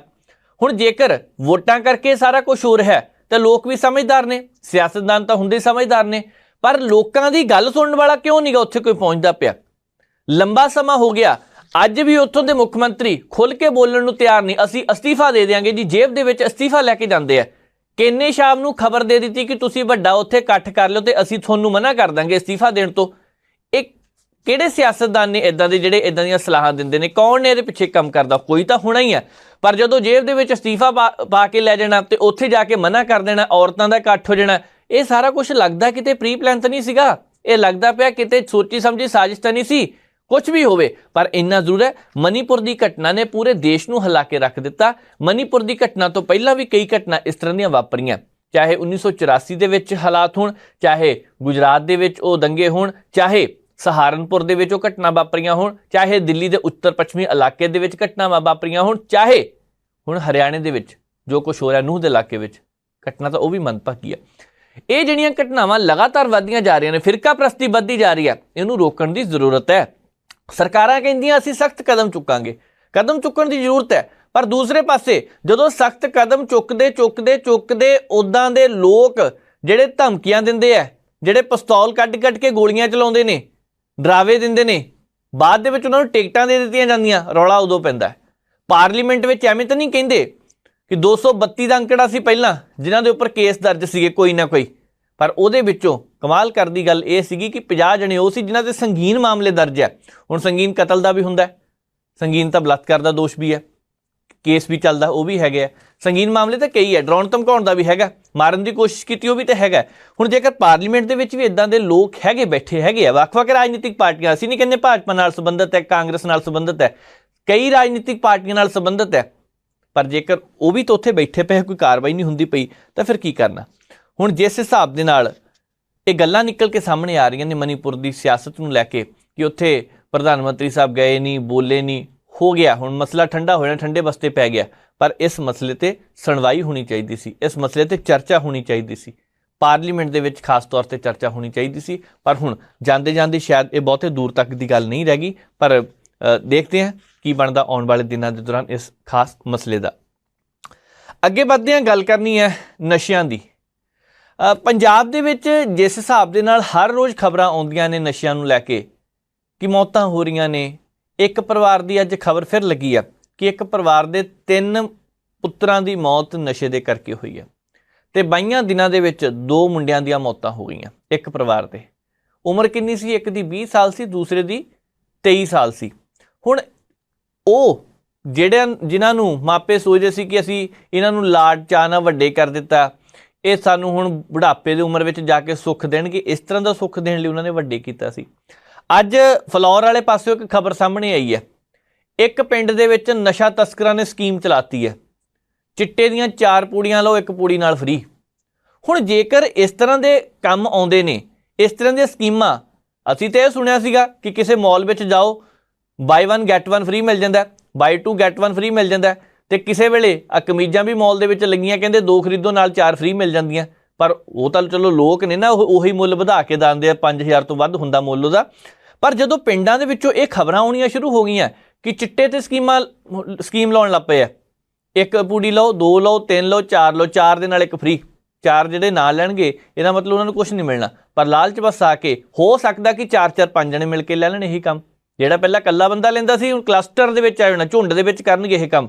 ਪਰ ਮਸਲਾ ਇਹ ਹੈ ਕਿ ਇਹ ਸਾਰਾ ਕੁਝ ਰੁਕਣਾ ਚਾਹੀਦਾ। ਰੁਕਦਾ ਕਿਉਂ ਨਹੀਂ ਪਿਆ? ਅੱਜ ਪਹਿਲੀ ਵਾਰੀ ਰੌਲਾ ਨਹੀਂ ਪਿਆ, ਪਿਛਲੇ ਕਈ ਸਾਲਾਂ ਤੋਂ ਹੋ ਰਿਹਾ। ਨਸ਼ੇ ਦਾ ਰੂਪ ਬਦਲਦਾ ਜਾ ਰਿਹਾ। ਤੁਹਾਨੂੰ ਜਾਣ ਕੇ ਹੈਰਾਨੀ ਹੋਣੀ ਹੈ ਕਿ ਪਿਛਲੇ ਦਿਨੀ ਬੰਬੇ ਦੇ ਵਿੱਚ ਇੱਕ ਨਸ਼ਾ ਤਸਕਰ ਫੜਿਆ। ਉਹ ਇੰਜੀਨੀਅਰ ਸੀਗਾ, ਉਹਦਾ ਭਰਾ ਵੀ ਇੰਜੀਨੀਅਰ ਸੀਗਾ। ਉਹਨਾਂ ਦਾ ਕੰਮ ਕੀ ਸੀਗਾ ਕਿ ਹੈਰੋਇਨ ਉਹਨਾਂ ਨੇ ਜਮ੍ਹਾਂ ਕਰਕੇ ਰੱਖਣੀ ਬੰਬੇ 'ਚ, ਤੇ ਉਹ ਹੈਰੋਇਨ ਤੋਂ ਹੋਰ ਸਿੰਥੈਟਿਕ ਨਸ਼ਾ ਤਿਆਰ ਕਰ ਰਹੇ ਸੀਗੇ, ਆਈਸ ਨਸ਼ਾ ਕੋਈ, ਤੇ ਉਹਦੀ ਕੀਮਤ ਅੰਤਰਰਾਸ਼ਟਰੀ ਪੱਧਰ ਤੇ ਜਿੱਥੇ 1 ਕਰੋੜ ਚਿੱਟੇ ਦੀ ਕੀਮਤ 1 ਕਰੋੜ, ਉਹਦੀ 5 ਕਰੋੜ ਦੀ ਹੈ। ਹੁਣ ਉਹ ਇਕੱਲੇ ਹੀ ਉੱਥੇ ਬਹਿ ਕੇ ਬਿਜ਼ਨਸ ਕਰੀ ਜਾ ਰਿਹਾ ਆਪਣਾ। ਇਹਨੂੰ ਬਿਜ਼ਨਸ ਕਹਾਂਗੇ ਕਿਉਂਕਿ ਕਿਸੇ ਦੇ ਹੱਥ ਨਹੀਂ ਆਇਆ, ਤੇ ਉਹਨੇ ਪਤਾ ਨਹੀਂ ਭਾਰਤ ਦੇ ਕਿੰਨੇ ਕੁ ਨੌਜਵਾਨਾਂ ਦੀ ਵਿਸ਼ਵ ਦੇ ਵਿੱਚ ਕਿੱਥੇ ਤੱਕ ਸਪਲਾਈ ਉਹਦੀ ਹੋ ਗਈ ਹੋਣੀ ਹੈ। ਪੁਲਿਸ ਨੇ ਫੜਿਆ, ਨਾਰਕੋਟਿਕਸ ਵਿਭਾਗ ਨੇ, ਉਹਦੀ ਜਾਂਚ ਵੀ ਚੱਲਦੀ ਪਈ ਆ। ਪਰ ਉਹ ਤੋਂ ਕਮਾਲ ਦੀ ਗੱਲ ਕੀ ਸੀ ਕਿ ਜਿਸ ਪੋਰਟ ਦੇ ਉੱਪਰ ਉਹ ਨਸ਼ਾ ਆਇਆ, ਕੋਈ ਕਹਿੰਦਾ 2300 ਕਰੋੜ ਦਾ ਸੀ, ਕੋਈ ਕਹਿੰਦਾ 2900 ਕਰੋੜ ਦਾ ਸੀ। ਸਾਰੀ ਜਾਂਚ ਜਦੋਂ ਨਿਕਲ ਕੇ ਸਾਹਮਣੇ ਆਈ ਤਾਂ 700 ਕਰੋੜ ਰੁਪਏ ਦਾ ਉਹ ਬਣਦਾ ਸੀ। 700 ਕਰੋੜ ਦਾ ਨਸ਼ਾ ਇੱਕ ਪੋਰਟ ਤੇ ਰਾਹੀਂ ਆਇਆ ਤੇ ਕਿਸੇ ਨੂੰ ਪਤਾ ਹੀ ਨਹੀਂ ਉਹ ਕਿਹਦੀ ਪੋਰਟ ਹੈ, ਬੋਟ ਕਿਹਦੀ ਸੀ, ਪੋਰਟ ਦਾ ਚਲੋ ਪਤਾ, ਬੋਟ ਕਿਹਦੀ ਸੀ ਪਤਾ ਨਹੀਂ ਲੱਗਿਆ। ਕੰਟੇਨਰ ਆਏ ਜੀ। ਹੁਣ ਕੰਟੇਨਰ ਪਾਣੀ ਦੇ ਵਿੱਚ ਹੀ ਆਉਂਦੇ ਨੇ, ਕੋਈ ਤਾਂ ਛੱਡਦਾ ਹੋਣਾ, ਕਿਸੇ ਨਾਲ ਸੰਪਰਕ ਤਾਂ ਹੁੰਦਾ ਹੀ ਹੋਣਾ, ਕੋਈ ਨਿਸ਼ਾਨੀਆਂ ਤਾਂ ਹੁੰਦੀਆਂ ਹੀ ਹੋਣਗੀਆਂ। ਵੱਖ-ਵੱਖ ਸੂਬਿਆਂ ਦੀਆਂ ਪੁਲਿਸ ਭਾਵੇਂ ਇਹਦੇ ਉੱਪਰ ਮਿਲ ਕੇ ਕੰਮ ਕਰ ਰਹੀਆਂ ਨੇ, ਪਰ ਸਵਾਲ ਸਭ ਤੋਂ ਵੱਡਾ ਇਹੀ ਉੱਠਦਾ, ਆਖਰ ਇਹ ਖਤਮ ਕਦੋਂ ਹੋਣਾ? ਅੱਜ ਪੰਜਾਬ ਦੇ ਵਿੱਚੋਂ ਇਹ ਖਬਰ ਲੱਗ ਗਈ ਹੈ, ਕੱਲ੍ਹ ਨੂੰ ਫਿਰ ਸੀਰੀਜ਼ ਚੱਲ ਜਾਣੀ। ਕੁਛ ਅਖਬਾਰਾਂ ਸੀਰੀਜ਼ ਚਲਾ ਰਹੀਆਂ ਨੇ, ਕੁਛ ਅਖਬਾਰਾਂ ਉਹ ਦੱਸ ਰਹੀਆਂ ਨੇ ਕਿ ਜਿੱਥੇ ਮਾਪਿਆਂ ਦੇ ਪੁੱਤ ਮਰ ਗਏ ਤੇ ਬਾਅਦ ਦੇ ਵਿੱਚ ਕਿਸ ਤਰ੍ਹਾਂ ਦੇ ਹਾਲਾਤ ਨੇ। ਮਦਦ ਕਰਨ ਕੋਈ ਨਹੀਂ ਆਉਂਦਾ ਅੱਗੇ। ਮੈਂ ਨਿੱਜੀ ਤੌਰ ਤੇ 2-3 ਥਾਵਾਂ ਤੇ ਇਸ ਤਰ੍ਹਾਂ ਦੇ ਲੋਕਾਂ ਨੂੰ ਮਿਲਿਆ ਜਿਨ੍ਹਾਂ ਦੇ ਪਰਿਵਾਰਾਂ ਨੇ ਆਪ ਸਾਨੂੰ ਦੱਸਿਆ ਸਾਡੇ ਹਾਲਾਤ ਕੀ ਸੀ, ਤੁਸੀਂ ਸਾਡੇ ਪਿੰਡ ਆ ਕੇ ਦੇਖੋ ਤਾਂ ਕਿ ਇੱਥੇ ਨਸ਼ਾ ਖਤਮ ਹੋ ਸਕੇ। ਹੁਣ ਜ਼ਿਲ੍ਹਾ ਹੁਸ਼ਿਆਰਪੁਰ 'ਚ ਇੱਕ ਪਿੰਡ ਪੈਂਦਾ, ਉਸ ਪਰਿਵਾਰ ਦੇ ਵਿੱਚ 3 ਮੁੰਡਿਆਂ ਦੀ ਮੌਤ ਹੋਈ। 3 ਮੁੰਡਿਆਂ ਦੀ, 2 ਵਿਦੇਸ਼ ਦੇ ਵਿੱਚ ਹੋਈਆਂ, ਇੱਕ ਇੱਥੇ ਹੋਈ ਹੁਸ਼ਿਆਰਪੁਰ ਮਾਲਪੁਰ ਦੇ ਵਿੱਚ ਸ਼ਾਇਦ ਉਹਦੀ ਮੌਤ ਹੋਈ ਸੀਗੀ। ਹੋਇਆ ਕਿ ਇੱਕ ਨੇ 2 ਨੇ ਵਿਦੇਸ਼ ਦੇ ਵਿੱਚ ਨਸ਼ਾ ਕਰਨ ਲੱਗ ਪਏ, ਆਦਤ ਇੱਧਰੋਂ ਹੀ ਸੀਗੀ। ਮਾਪਿਆਂ ਨੇ ਕਿਹਾ ਜੀ ਬਾਹਰ ਜਾ ਕੇ ਹਟ ਜਾਣਗੇ, ਭੇਜ ਦਿਓ। ਇੱਥੇ ਵਾਲੇ ਨੇ ਵੀ ਇੱਦਾਂ ਹੀ ਕੀਤਾ, ਬਾਹਰ ਵਾਲੇ ਪੈਸੇ ਭੇਜਦੇ ਰਹੇ, ਸਰਿੰਜਾਂ ਠੋਕਦੇ ਰਹੇ। ਮੌਤਾਂ 3 ਦੀਆਂ ਹੋ ਗਈਆਂ। ਉਹ ਪਰਿਵਾਰ ਜਿਹੜਾ 30-35 ਸਾਲ ਬੰਦਾ ਬਾਹਰ ਲਾ ਕੇ ਇਸ ਕਰਕੇ ਆਵੇ ਕਿ ਮੈਂ ਆਪਣੇ ਬੱਚਿਆਂ ਦੇ ਨਾਲ ਆਖਰੀ ਉਮਰ ਦੇ ਵਿੱਚ ਰਹਾਂਗਾ, ਘਰ ਬਣਾਵਾਂਗਾ, ਘਰ ਦੇ ਵਿੱਚ ਕੀ ਹੈ? ਮਾਤਾ ਦੀ ਇਸ ਕਰਕੇ ਮੌਤ ਹੋ ਗਈ, ਸੋਚ ਕੇ ਕਿ 3 ਮੁੰਡਿਆਂ ਦੀ ਮੌਤ ਹੋ ਗਈ। ਇਸ ਤਰ੍ਹਾਂ ਦੇ ਪਤਾ ਨਹੀਂ ਪੰਜਾਬ ਦੇ ਵਿੱਚ ਕਿੰਨੇ ਕੁ ਕੇਸ ਹੋਣੇ ਆ। ਅਸੀਂ ਜਿੰਨੀਆਂ ਮਰਜ਼ੀ ਰਿਪੋਰਟਾਂ, ਕਿੰਨੀਆਂ ਮਰਜ਼ੀ ਗੱਲਾਂ ਕਰ ਲਈਏ, ਪਰ ਮਸਲਾ ਇਹ ਹੈ, ਇਹ ਖਤਮ ਕਰਨ ਦੇ ਲਈ ਸਖਤ ਕਦਮ ਚੁੱਕਣ ਦੀ ਜ਼ਰੂਰਤ ਹੈ। ਲੱਗਦਾ ਪਿਆ ਅਜੇ ਤੱਕ ਉਨੀ ਸਖਤਾਈ ਨਾਲ ਕੰਮ ਨਹੀਂ ਹੋ ਰਿਹਾ। ਕੰਮ ਹੋ ਰਿਹਾ ਪਰ ਉਨੀ ਸਖਤਾਈ ਨਾਲ ਨਹੀਂ ਜਿੰਨੀ ਨਾ ਹੋਣਾ ਚਾਹੀਦਾ। ਗਵਰਨਰ ਸਾਹਿਬ ਸਰਹੱਦੀ ਇਲਾਕਿਆਂ ਵਿੱਚ ਜਾਂਦੇ ਆ, ਦੌਰਾ ਕਰਦੇ ਨੇ ਸਰਹੱਦੀ ਇਲਾਕਿਆਂ ਦਾ ਜਾ ਕੇ, ਉਹ ਵੀ ਦੇਖਦੇ ਆ ਕਿ ਕਰਿਆਨੇ ਦੀਆਂ ਦੁਕਾਨਾਂ ਵਾਂਗੂ ਕੰਮ ਚੱਲਦਾ ਜੀ। ਇਹ ਤਾਂ ਪੰਜਾਬ ਦੇ ਵਿੱਚ ਪਿਛਲੇ ਦਿਨੀ ਇੱਕ ਵੀਡੀਓ ਵਾਇਰਲ ਹੋਈ, ਲੁਧਿਆਣੇ ਦੀ ਵੀਡੀਓ ਸੀ ਸ਼ਾਇਦ ਉਹ, ਜੇ ਮੈਂ ਗਲਤ ਨਹੀਂ ਤਾਂ। ਹੁਣ ਉੱਥੇ ਕੰਧ ਤੇ ਬੰਦਾ ਬੈਠਾ, ਕੰਧ ਤੇ ਬੈਠ ਕੇ ਪੂੜੀਆਂ ਸਪਲਾਈ ਕਰ ਰਿਹਾ। ਅੰਮ੍ਰਿਤਸਰ ਦੀ ਵੀਡੀਓ ਵਾਇਰਲ ਹੋਈ, ਕਪੂਰਥਲੇ ਦੇ ਵਿੱਚ ਇੱਕ ਪਾਰਕ ਵਿੱਚ ਸਵੇਰੇ ਹੀ ਲੋਕ ਸੈਰ ਕਰਨ ਜਾਂਦੇ 6-7 ਵਜੇ, 7 ਵਜੇ ਹੀ ਉੱਥੇ ਸੂਈ ਪਸਾ ਕੇ ਕੁੜੀ ਤੇ ਮੁੰਡਾ ਬੈਠੇ ਪਏ, ਇੱਕ ਬੇਹੋਸ਼ ਸੀ ਵਿੱਚੋਂ, ਤੇ ਉਹ ਵੀ ਤਾਂ ਖਬਰ ਸਾਹਮਣੇ ਆਈ ਸੀ। ਇਹ ਜਿਹੜੀਆਂ ਖਬਰਾਂ ਸਾਹਮਣੇ ਆਉਂਦੀਆਂ ਨੇ, ਇਹ ਖਬਰਾਂ ਸਿਰਫ ਅਖਬਾਰ ਦੀ ਸੁਰਖੀ ਬਣ ਕੇ ਰਹਿ ਜਾਂਦੀਆਂ। ਇਹ ਮੌਤ ਦੀਆਂ ਖਬਰਾਂ ਨੇ, ਇੱਧਰ ਕੋਈ ਧਿਆਨ ਨਹੀਂ ਦਿੰਦਾ। ਲਗਾਤਾਰ ਗਿਣਤੀ ਵੱਧਦੀ ਜਾ ਰਹੀ ਹੈ। 22-23 ਤੋਂ ਜਾਂ ਫਿਰ 21-22 ਤੋਂ ਜਿਹੜਾ ਅੰਕੜਾ ਤੇਜ਼ੀ ਨਾਲ ਵੱਧ ਰਿਹਾ ਇੱਧਰ ਧਿਆਨ ਦੇਣ ਦੀ ਜ਼ਰੂਰਤ ਹੈ, ਨਹੀਂ ਤਾਂ ਆਉਂਦੇ ਦਿਨਾਂ ਨੂੰ ਪੰਜਾਬ ਦਾ ਨੁਕਸਾਨ ਹੋ ਜਾਣਾ। ਅਸੀਂ ਪ੍ਰਾਈਮ ਏਸ਼ੀਆ ਟੀਵੀ ਦੇ ਪੱਤਰਕਾਰ ਨੇ ਜੱਸੀ ਬਰਾੜ, ਉਹਨਾਂ ਦੀ ਰਿਪੋਰਟ ਵੀ ਦੇਖਣੀ ਹੈ। ਉਹਨਾਂ ਨੇ ਗੱਲਬਾਤ ਕੀਤੀ ਹੈ ਆਮ ਆਦਮੀ ਪਾਰਟੀ ਦੇ ਵਿਧਾਇਕ ਨੇ ਬਲਕਾਰ ਸਿੱਧੂ। ਹੁਣ ਰਾਮਪੁਰਾ ਫੂਲ ਤੋਂ ਜਦੋਂ ਉਹਨਾਂ ਨਾਲ ਗੱਲਬਾਤ ਕੀਤੀ ਹੈ ਤਾਂ ਉਹਨੇ ਵੀ ਨਸ਼ੇ ਦਾ ਜ਼ਿਕਰ ਕੀਤਾ ਹੈ, ਕਿਉਂਕਿ ਉਧਰਲੇ ਇਲਾਕਿਆਂ ਦੇ ਵਿੱਚ ਮਾਲਵੇ ਦੇ ਬਹੁਤ ਸਾਰੇ ਪਿੰਡਾਂ ਦੇ ਵਿੱਚ ਲੋਕਾਂ ਨੇ ਇੱਕ ਮੁਹਿੰਮ ਦੀ ਸ਼ੁਰੂਆਤ ਕੀਤੀ ਹੈ। ਕਈ ਥਾਵਾਂ 'ਤੇ ਤਾਂ ਕਮੇਟੀਆਂ ਬਣੀਆਂ ਨੇ, ਚਿੱਟਾ ਖਤਮ ਕਰੂ ਕਮੇਟੀ। ਕਈਆਂ ਨੇ ਮਿਲ ਕੇ ਪਹਿਰਾ ਲਾਉਣਾ ਸ਼ੁਰੂ ਕੀਤਾ, ਕਈਆਂ ਨੇ ਦਿਨ ਵੇਲੇ ਵੀ CCTV ਕੈਮਰੇ ਵਾਂਗੂ ਐਨ ਅੱਖਾਂ ਜਾਗਦੀਆਂ ਰੱਖੀਆਂ। ਕੁਝ ਲੋਕਾਂ ਦੀਆਂ ਡਿਊਟੀਆਂ ਲਗਾਤੀਆਂ। ਤੁਸੀਂ ਜਦੋਂ ਦੇਖਣਾ ਬਗਾਨਾ ਜਿਹਾ ਬੰਦਾ ਤੁਹਾਨੂੰ ਲੱਗਦਾ 4-5 ਗੇੜੀਆਂ ਮਾਰਦੇ, ਸਾਨੂੰ ਦੱਸ ਦਿਓ। ਉਹਨਾਂ ਨੇ ਜ਼ਿੰਮੇਵਾਰੀ ਸਾਂਭੀ ਹੈ, ਇਹ ਕਰਨ ਦੀ ਜ਼ਰੂਰਤ ਹੈ। ਇੱਕ ਸਮਾਂ ਸੀ ਜਦੋਂ ਰਾਤ ਵੇਲੇ ਫਸਲਾਂ ਚੜੀਆਂ ਹੁੰਦੀਆਂ ਸੀ ਤਾਂ ਆਮ ਹੀ ਰੌਲਾ ਪੈ ਜਾਂਦਾ ਸੀਗਾ, ਕਾਲੇ ਕੱਛਿਆਂ ਵਾਲਿਆਂ ਦਾ ਰੌਲਾ, ਲੁੱਟਾਂ ਖੋਹਾਂ ਦਾ ਰੌਲਾ। ਅੱਜ ਕੱਲ੍ਹ ਵੀ ਹੈਗਾ ਇਹ ਰੌਲਾ, ਕਾਲੇ ਕੱਛਿਆਂ ਵਾਲਿਆਂ ਦਾ ਨਹੀਂ ਗਾ, ਪਰ ਅੱਜ ਰੂਪ ਬਦਲ ਗਿਆ ਕਿਉਂਕਿ ਅੱਜ ਸਨੈਚਰ ਹੋ ਗਏ ਨੇ ਉਹਨਾਂ ਦੀ ਜਗ੍ਹਾ, ਚੈਨੀਆਂ ਖਿੱਚਣ ਵਾਲੇ ਹੋ ਗਏ ਨੇ। ਹੁਣ ਉਹ ਵੀ ਸਮਾਂ ਸੀਗਾ, ਹੁਣ ਵੀ ਪਹਿਰੇ ਲੱਗਣੇ ਸ਼ੁਰੂ ਹੋਏ ਨੇ। ਪਿੰਡ ਵਾਲਿਆਂ ਨੇ ਆਪ ਜ਼ਿੰਮੇਵਾਰੀ ਸਾਂਭੀ ਹੈ। ਅਸੀਂ ਵੀ ਕਈ ਵਾਰ ਇਹ ਗੱਲ ਕੀਤੀ ਹੈ ਕਿ ਜਿੱਥੇ ਪ੍ਰਸ਼ਾਸਨ ਨਹੀਂ ਪਹੁੰਚ ਸਕਦਾ ਉੱਥੇ ਜ਼ਿੰਮੇਵਾਰੀ ਸਾਨੂੰ ਆਪ ਵੀ ਸਮਝਣੀ ਚਾਹੀਦੀ ਹੈ। ਪਰ ਫਿਰ ਲੋਕ ਸਾਨੂੰ ਪਤਾ ਕੀ ਕਹਿੰਦੇ ਆ, ਲੋਕ ਸਾਹਮਣੇ ਆ ਕੇ ਪਤਾ ਕੀ ਕਹਿੰਦੇ ਆ, ਜੇਕਰ ਅਸੀਂ ਕਰਨਾ ਤੇ ਪ੍ਰਸ਼ਾਸਨ ਕਰ ਲਈਏ। ਗੱਲਾਂ ਸਾਰੀਆਂ ਆਪਣੀ ਆਪਣੀ ਜਗ੍ਹਾ ਤੇ ਸਹੀ ਲੱਗਦੀਆਂ ਨੇ, ਪਰ ਜ਼ਿੰਮੇਵਾਰੀ ਹੈ ਪਿੰਡ ਦੇ ਨੌਜਵਾਨਾਂ ਨੇ ਹੁਣੇ ਜ਼ਿੰਮੇਵਾਰੀ ਸਾਂਭੀ ਹੈ। ਤੇ ਜੱਸੀ ਬਰਾੜ ਉਹਨਾਂ ਦੀ ਉਹ ਰਿਪੋਰਟ ਦੇਖਦੇ ਹਾਂ ਕਿ ਬਲਕਾਰ ਸਿੱਧੂ ਹੋਰਾਂ ਨੇ ਜੋ MLA ਨੇ ਰਾਮਪੁਰਾ ਫੁੱਲ ਤੋਂ ਕੀ ਕਿਹਾ। ਸਿੱਧੂ ਸਾਹਿਬ, ਲਗਾਤਾਰ ਨਸ਼ੇ ਨੂੰ ਲੈ ਕੇ ਕੁਝ ਪਿੰਡ ਤੁਹਾਡੇ ਹਲਕੇ ਦੇ ਵੀ ਚਰਚਾ ਦੇ ਵਿੱਚ ਆਏ, ਤਾਂ ਤੁਹਾਡਾ ਵੀ ਨਾਂ ਨਾਲ ਆਇਆ ਵੀ ਕਹਿੰਦੇ ਉਸੇ ਟਾਈਮ ਹੀ ਤੁਸੀਂ ਵੀ ਕਾਰਵਾਈ ਕੀਤੀ, ਪੁਲਿਸ ਫੋਰਸ ਨੂੰ ਬੁਲਾ ਕੇ, ਅਫਸਰਾਂ ਨੂੰ ਬੁਲਾ ਕੇ ਉਹਨਾਂ ਨਾਲ ਮੀਟਿੰਗ ਕੀਤੀ ਗਈ। ਉਹਨਾਂ ਨੂੰ ਇੱਥੋਂ ਤੱਕ ਕਹਿ ਦਿੱਤਾ ਗਿਆ ਵੀ ਹੁਣ ਲੋਕ ਆਪਣਾ ਕੰਮ ਕਰ ਰਹੇ ਨੇ ਤੇ ਤੁਸੀਂ ਆਪਦਾ ਕਰਕੇ ਵਿਖਾਓ। ਦੇਖੋ, ਗੱਲ ਇਹ ਹੈ ਜੀ, ਬੜੀ ਖੁਸ਼ੀ ਹੈ ਵੀ ਮੇਰੇ ਹਲਕੇ ਦੇ ਵਿੱਚ, ਵੈਸੇ ਪੰਜਾਬ 'ਚ ਹੀ ਹੋ ਰਿਹਾ ਸਾਰੇ ਇਹ ਜੀ। ਜਦੋਂ ਪਾਣੀ ਸਿਰ ਤੋਂ ਲੰਘ ਜੇ ਨਾ ਜਾਂ ਕੋਈ ਇਦਾਂ ਦੇ ਹਾਲਾਤ ਪੈਦਾ ਹੋ ਜਾਣ, ਫਿਰ ਪਬਲਿਕ ਉੱਠਦੀ ਹੈ। ਕੱਲੇ ਫੋਰਸ, ਕੱਲੀ ਪੋਲੀਟੀਕਲ ਪਾਰਟੀ, ਕੱਲਾ MLA ਜਾਂ ਲੀਡਰ, ਇਹ ਬਸ ਦੀ ਗੱਲ ਨਹੀਂ ਰਹੀ, ਕਿਉਂਕਿ ਹਾਲਾਤ ਪਿਛਲੀਆਂ ਸਮੇਂ ਨੇ, ਮੈਂ ਕਿਸੇ ਨੂੰ ਮਾੜਾ ਨਹੀਂ ਕਹਿੰਦਾ, ਲੋਕਾਂ ਨੂੰ ਵੀ ਪਤਾ ਕੀ ਹੋਇਆ, ਕਿੱਦਾਂ ਇਹ ਕੋਹੜ ਵਰਗਾ ਰੋਗ ਆ ਜਿਹੜਾ ਚਿੱਟੇ ਦਾ ਸਾਡੇ ਪੰਜਾਬ ਦੇ ਵਿੱਚ ਆਇਆ। ਜਦੋਂ ਆਇਆ ਸੀ ਰੁਕ ਜਾਂਦਾ ਸੀ, ਪਾਣੀ ਆਉਂਦਾ ਰੋਕਿਆ ਜਾਂਦਾ। ਜਦੋਂ ਦਰਿਆਵਾਂ ਦੀ ਵਹਿਣ ਚੱਲ ਪੈਣ, ਫਿਰ ਉਹ ਜਦੋਂ ਇਕੱਠੀ ਹੁੰਦੀ ਹੈ ਪਬਲਿਕ, ਫੇਰ ਹੀ ਵੱਡੇ ਦਰਿਆਵਾਂ ਦਾ ਠੱਲ ਪੈਂਦੀ ਹੈ। ਹੜ੍ਹਾਂ ਨੂੰ ਵੀ ਰੋਕ ਦਿੰਦੇ ਸਾਡੇ ਪੰਜਾਬੀ। ਯਾਰ ਤਾਂ ਜਿਹੜੇ ਪੰਜਾਬੀ ਹੈ ਨਾ, ਉਹ ਚੜ੍ਹਦੀ ਕਲਾ ਵਾਲੀ ਕੌਮ ਆ, ਜਿਹੜੇ ਕਿ 1.25 ਲੱਖ ਨਾਲ ਇੱਕ ਲੜਨ ਵਾਲੇ ਆ। ਉਹ ਗੱਭਰੂ, ਉਹ ਮਟਿਆਰਾ। ਅਸੀਂ ਸਾਹਿਬ ਸ੍ਰੀ ਗੁਰੂ ਗੋਬਿੰਦ ਸਿੰਘ ਦੀ ਔਲਾਦ ਹਾਂ। ਸਰਦਾਰ ਹਰੀ ਸਿੰਘ ਨਲੂਆ, ਉਹ ਸਾਡੇ ਮਹਾਨ ਯੋਧੇ, ਉਹ ਸਾਡੇ ਪੰਜਾਬ ਦੇ ਉਹ ਯੋਧੇ ਜਿਨ੍ਹਾਂ ਨੂੰ ਦੁਨੀਆ ਮੰਨਦੀ ਹੈ, ਲੋਹਾ ਮਨਾਇਆ। ਆਜ਼ਾਦੀ ਲੈ ਕੇ ਦਿੱਤੀ ਸਾਨੂੰ ਸਾਡੇ ਯੋਧਿਆਂ ਨੇ।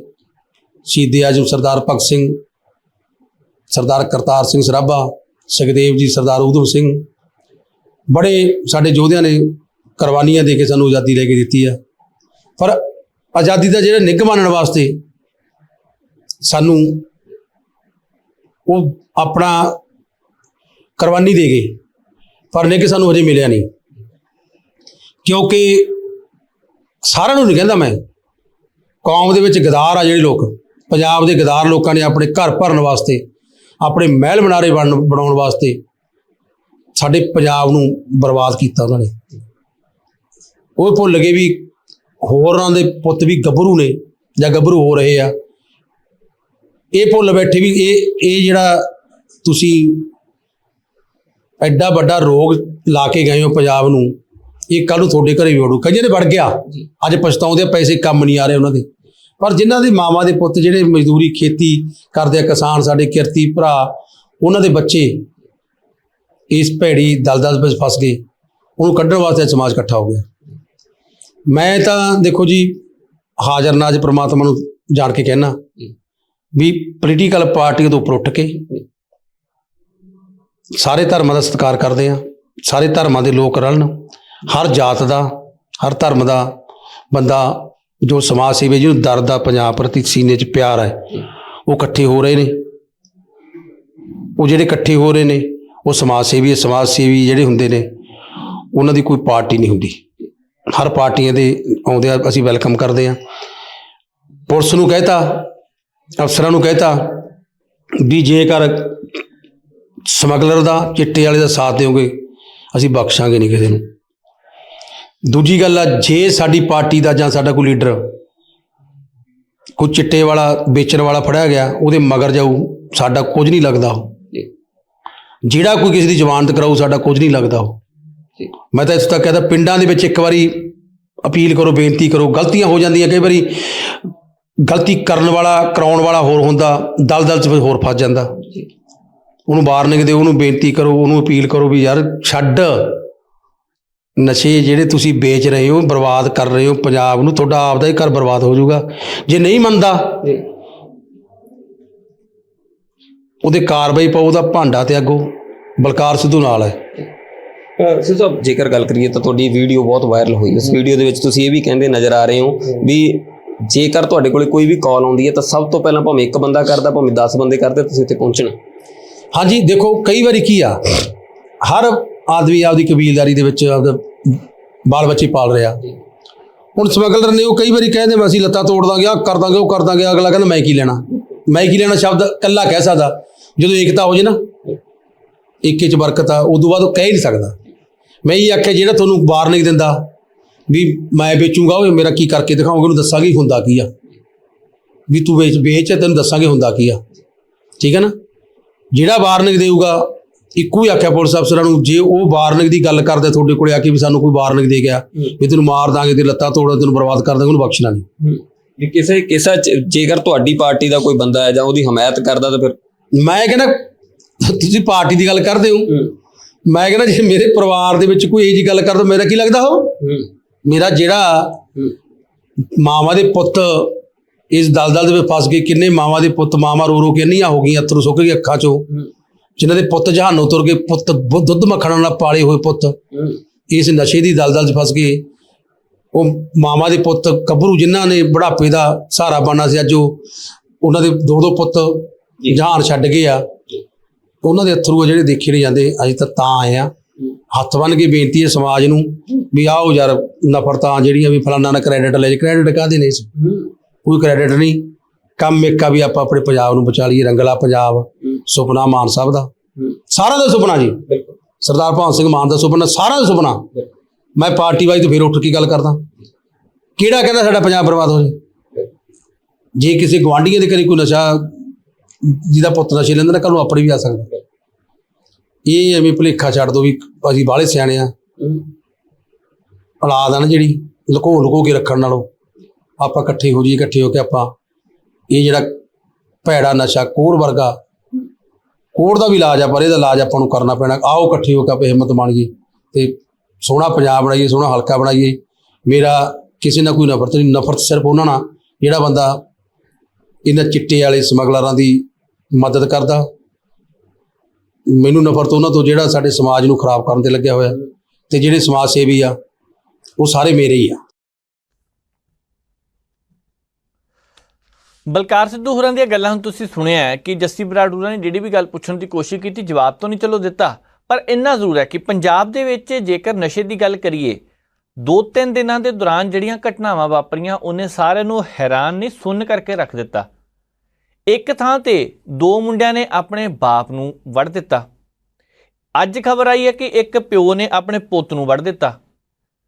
2 ਦਿਨ ਪਹਿਲਾਂ ਇੱਕ ਖਬਰ ਆਈ ਸੀ ਕਿ ਇੱਕ ਮੁੰਡੇ ਨੇ ਆਪਣੀ ਮਾਂ ਦਾ ਗਲਾ ਇਸ ਕਰਕੇ ਘੁੱਟ ਦਿੱਤਾ ਕਿ ਉਹਨੂੰ ਪੈਸੇ ਨਹੀਂ ਦੇ ਰਹੀ ਸੀ। ਹੁਣ ਇਹ 2-3 ਦਿਨ ਦੇ ਵਿੱਚ ਜਿਹੜੀਆਂ ਖਬਰਾਂ ਆਈਆਂ, ਮਾਪਿਆਂ ਦਾ ਕਤਲ, ਮਾਪਿਆਂ ਵੱਲੋਂ ਕਤਲ, ਇਹ ਕਿੰਨੇ ਕੁ ਹਾਲਾਤ ਖਰਾਬ ਨੇ, ਇੱਥੋਂ ਅੰਦਾਜ਼ਾ ਲਗਾਇਆ ਜਾ ਸਕਦਾ।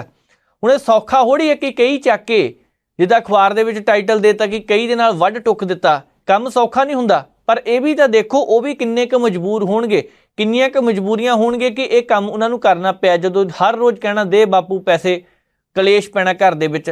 ਚਲੋ ਕਾਨੂੰਨੀ ਤੌਰ ਤੇ ਆਪਾਂ ਹੁਣ ਵੀ ਕਹਿੰਦੇ ਹਾਂ ਕਿ ਕਾਨੂੰਨ ਆਪਣੇ ਹੱਥ 'ਚ ਨਹੀਂ ਲੈਣਾ ਚਾਹੀਦਾ, ਨਾ ਹੀ ਕਤਲ ਕਰਨ ਦਾ ਕਿਸੇ ਨੂੰ ਅਧਿਕਾਰ ਹੈ, ਪਰ ਇੰਨਾ ਜ਼ਰੂਰ ਹੈ ਇਹ ਜਿਹੜੀਆਂ ਘਟਨਾਵਾਂ ਵਾਪਰਦੀਆਂ ਨੇ ਆਪਣੇ ਆਪ ਦੇ ਵਿੱਚ ਵੱਡੀਆਂ ਹੋ ਜਾਂਦੀਆਂ ਨੇ, ਤੇ ਇਹਨਾਂ ਦਾ ਹੱਲ ਅਜੇ ਤੱਕ ਨਹੀਂ ਲੱਭਦਾ ਪਿਆ। ਅੱਗੇ ਵੱਧਦੇ ਹਾਂ, ਗੱਲ ਕਰਨੀ ਹੈ ਪੰਜਾਬ ਭਾਜਪਾ ਦੇ ਪ੍ਰਧਾਨ ਸੁਨੀਲ ਜਾਖੜ ਦੀ। ਹੁਣ ਜਾਖੜ ਸਾਹਿਬ ਪਿਛਲੇ ਕਈ ਦਿਨਾਂ ਤੋਂ ਸਰਗਰਮ ਨੇ, ਐਨ ਜਦੋਂ ਦੀ ਪ੍ਰਧਾਨਗੀ ਉਹਨਾਂ ਨੂੰ ਮਿਲੀ ਹੈ। ਕੱਲ ਸਰੀਰਕ ਤੌਰ ਤੇ ਇੱਕ ਪ੍ਰੋਗਰਾਮ ਦੇ ਦੌਰਾਨ ਥੋੜੇ ਢਿੱਲੇ ਹੋ ਗਏ, ਪਰ ਅੱਜ ਉਹਨਾਂ ਨੇ ਉਹ ਮੀਟਿੰਗਾਂ ਦਾ ਸਿਲਸਿਲਾ ਜਾਰੀ ਰੱਖਿਆ। ਅੱਜ ਫਿਰ ਤੋਂ ਮੀਟਿੰਗਾਂ ਰੱਖੀਆਂ। ਅੱਜ ਅਬੋਹਰ ਹਲਕੇ ਦੇ ਵਿੱਚ ਪਹੁੰਚੇ, ਕਿਉਂਕਿ ਉਹਨਾਂ ਦੇ ਆਪਣੇ ਹਲਕੇ 'ਚ ਪੈਂਦਾ ਤੇ ਭਤੀਜੇ ਦਾ ਵੀ ਸਾਥ ਨਾਲ ਮਿਲ ਜਾਂਦਾ। ਅੱਜ ਉੱਥੋਂ ਬਹੁਤ ਸਾਰੇ ਕਾਉਂਸਲਰ ਭਾਜਪਾ ਪਾਰਟੀ 'ਚ ਸ਼ਾਮਲ ਹੋ ਗਏ। ਕਹਿੰਦੇ ਇਤਿਹਾਸ ਦੇ ਵਿੱਚ ਪਹਿਲੀ ਵਾਰ ਹੋਇਆ ਕਿ 47 ਜਣੇ ਇਕੱਠੇ ਹੀ ਸ਼ਾਮਲ ਹੋਏ ਆ। ਚਲੋ ਚੰਗੀ ਗੱਲ ਹੈ ਜੇਕਰ ਉਹਨਾਂ ਨੂੰ ਲੱਗਦਾ ਪਿਆ ਕਿ ਇਤਿਹਾਸ ਦੇ ਵਿੱਚ ਇਹ ਪਹਿਲੀ ਵਾਰ ਹੈ, ਪਰ ਇੰਨਾ ਜ਼ਰੂਰ ਹੈ ਕਿ ਜਿਸ ਹਿਸਾਬ ਦੇ ਨਾਲ ਸੁਨੀਲ ਜਾਖੜ ਇਸ ਵੇਲੇ ਸਰਗਰਮੀਆਂ ਦਿਖਾ ਰਹੇ ਹੈ, ਜਾਖੜ ਸਾਹਿਬ ਕਹਿੰਦੇ ਆ ਕਿ ਪੰਜਾਬ ਦੇ ਵਿੱਚ ਹਾਲਾਤ ਖਰਾਬ ਨੇ। ਜਾਖੜ ਸਾਹਿਬ ਨੇ ਕਾਨੂੰਨ ਵਿਵਸਥਾ ਨੂੰ ਲੈ ਕੇ ਸਵਾਲ ਖੜੇ ਕੀਤੇ। ਜਾਖੜ ਸਾਹਿਬ ਨੇ ਇਹ ਵੀ ਮੁੱਦਾ ਚੁੱਕਿਆ ਕਿ ਇਸ ਵੇਲੇ ਤਨਖਾਹਾਂ ਬਹੁਤ ਘੱਟ ਹੈ ਬੱਚਿਆਂ ਦੀਆਂ। ਇਹ 'ਚ ਕੋਈ ਸ਼ੱਕ ਨਹੀਂ, ਜਿਹੜੇ ਨੌਕਰੀ ਪੇਸ਼ੇ ਤੇ ਹੁਣ ਲੱਗਦੇ ਨਵੇਂ ਬੱਚੇ ਉਹਨਾਂ ਨੂੰ 8 ਜਾਂ 10,000 ਰੁਪਏ ਮਿਲਦਾ। ਹੁਣ ਇਹ ਅੱਜ ਹੀ ਨਹੀਂ ਮਿਲਣ ਲੱਗਿਆ।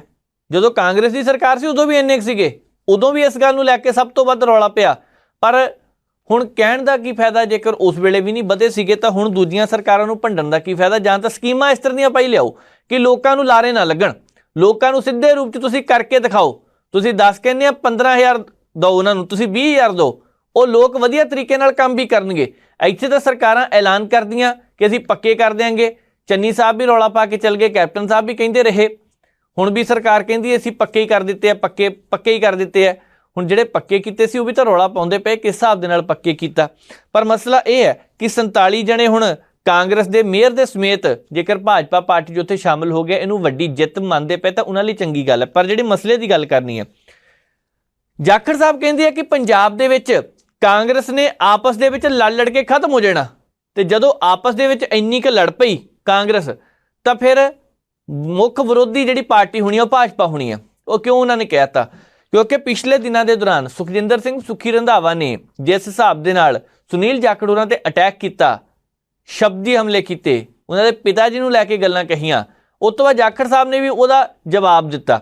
ਮਤਲਬ ਕਿ ਕਾਂਗਰਸ ਦੇ ਵਿੱਚ ਕਾਟੋ ਕਲੇਸ਼ ਤਾਂ ਚੱਲਦਾ ਸੀਗਾ, ਹੁਣ ਲੀਡਰ ਬਦਲ ਗਏ, ਪਾਰਟੀ ਬਦਲ ਗਈ, ਕਾਟੋ ਕਲੇਸ਼ ਅਜੇ ਵੀ ਨਹੀਂ ਖਤਮ ਹੋਇਆ। ਪਰ ਜਾਖੜ ਸਾਹਿਬ ਕਹਿੰਦੇ ਨੇ ਲੜ ਕੇ ਪਾਰਟੀ ਖਤਮ ਕਰ ਲੈਣੀ ਹੈ। ਇਸ ਗੱਲ ਦਾ ਕੀ ਮਤਲਬ ਹੈ?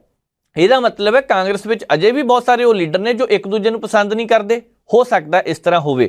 ਐਵੇਂ ਤਾਂ ਨਹੀਂ ਪ੍ਰਧਾਨਗੀਆਂ ਦੇ ਦਿੱਤੀਆਂ ਗਈਆਂ ਸੀਗੀਆਂ, ਪ੍ਰਧਾਨ ਵੀ ਕਿਹੜਾ ਕਈ ਚਿਹਰਿਆਂ ਨੂੰ ਪਸੰਦ ਕਰਦੇ ਆ, ਤੇ ਦੂਸਰੇ ਜਿਹੜੇ ਸਾਬਕਾ ਪ੍ਰਧਾਨ ਸੀਗੇ ਪਸੰਦ ਉਹ ਵੀ ਨਹੀਂ ਕਰਦੇ ਵੈਸੇ।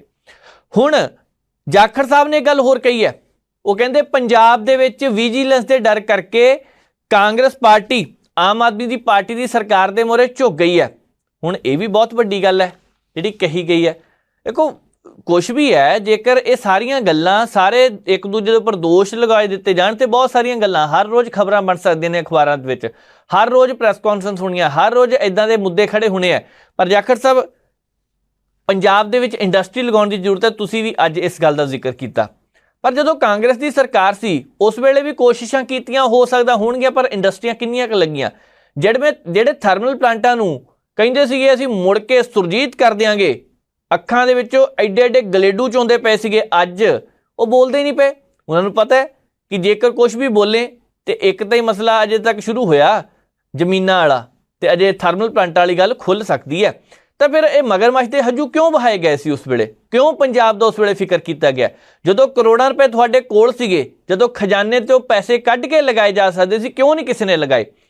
ਚਲੋ ਜਾਖੜ ਸਾਹਿਬ ਇਸ ਵੇਲੇ ਕਹਿੰਦੇ ਆ ਕਿ ਪੰਜਾਬ ਦੇ ਵਿੱਚ ਜਦੋਂ ਤੱਕ ਇੰਡਸਟਰੀ ਨਹੀਂ ਬਣਦੀ ਉਦੋਂ ਤੱਕ ਸਹੀ ਤਰੀਕੇ ਨਾਲ ਵਿਕਾਸ ਨਹੀਂ ਹੋਣਾ। ਇਹਦੇ ਵਿੱਚ ਕੋਈ ਸ਼ੱਕ ਨਹੀਂ ਕਿ ਜਦੋਂ ਤੱਕ ਇੰਡਸਟਰੀ ਵੱਡੇ ਪੱਧਰ ਤੇ ਨਹੀਂ ਲਗਾਈ ਜਾਂਦੀ ਉਦੋਂ ਤੱਕ ਰੋਜ਼ਗਾਰ ਦੇ ਮੌਕੇ ਨਹੀਂ ਪੈਦਾ ਹੋਣੇ।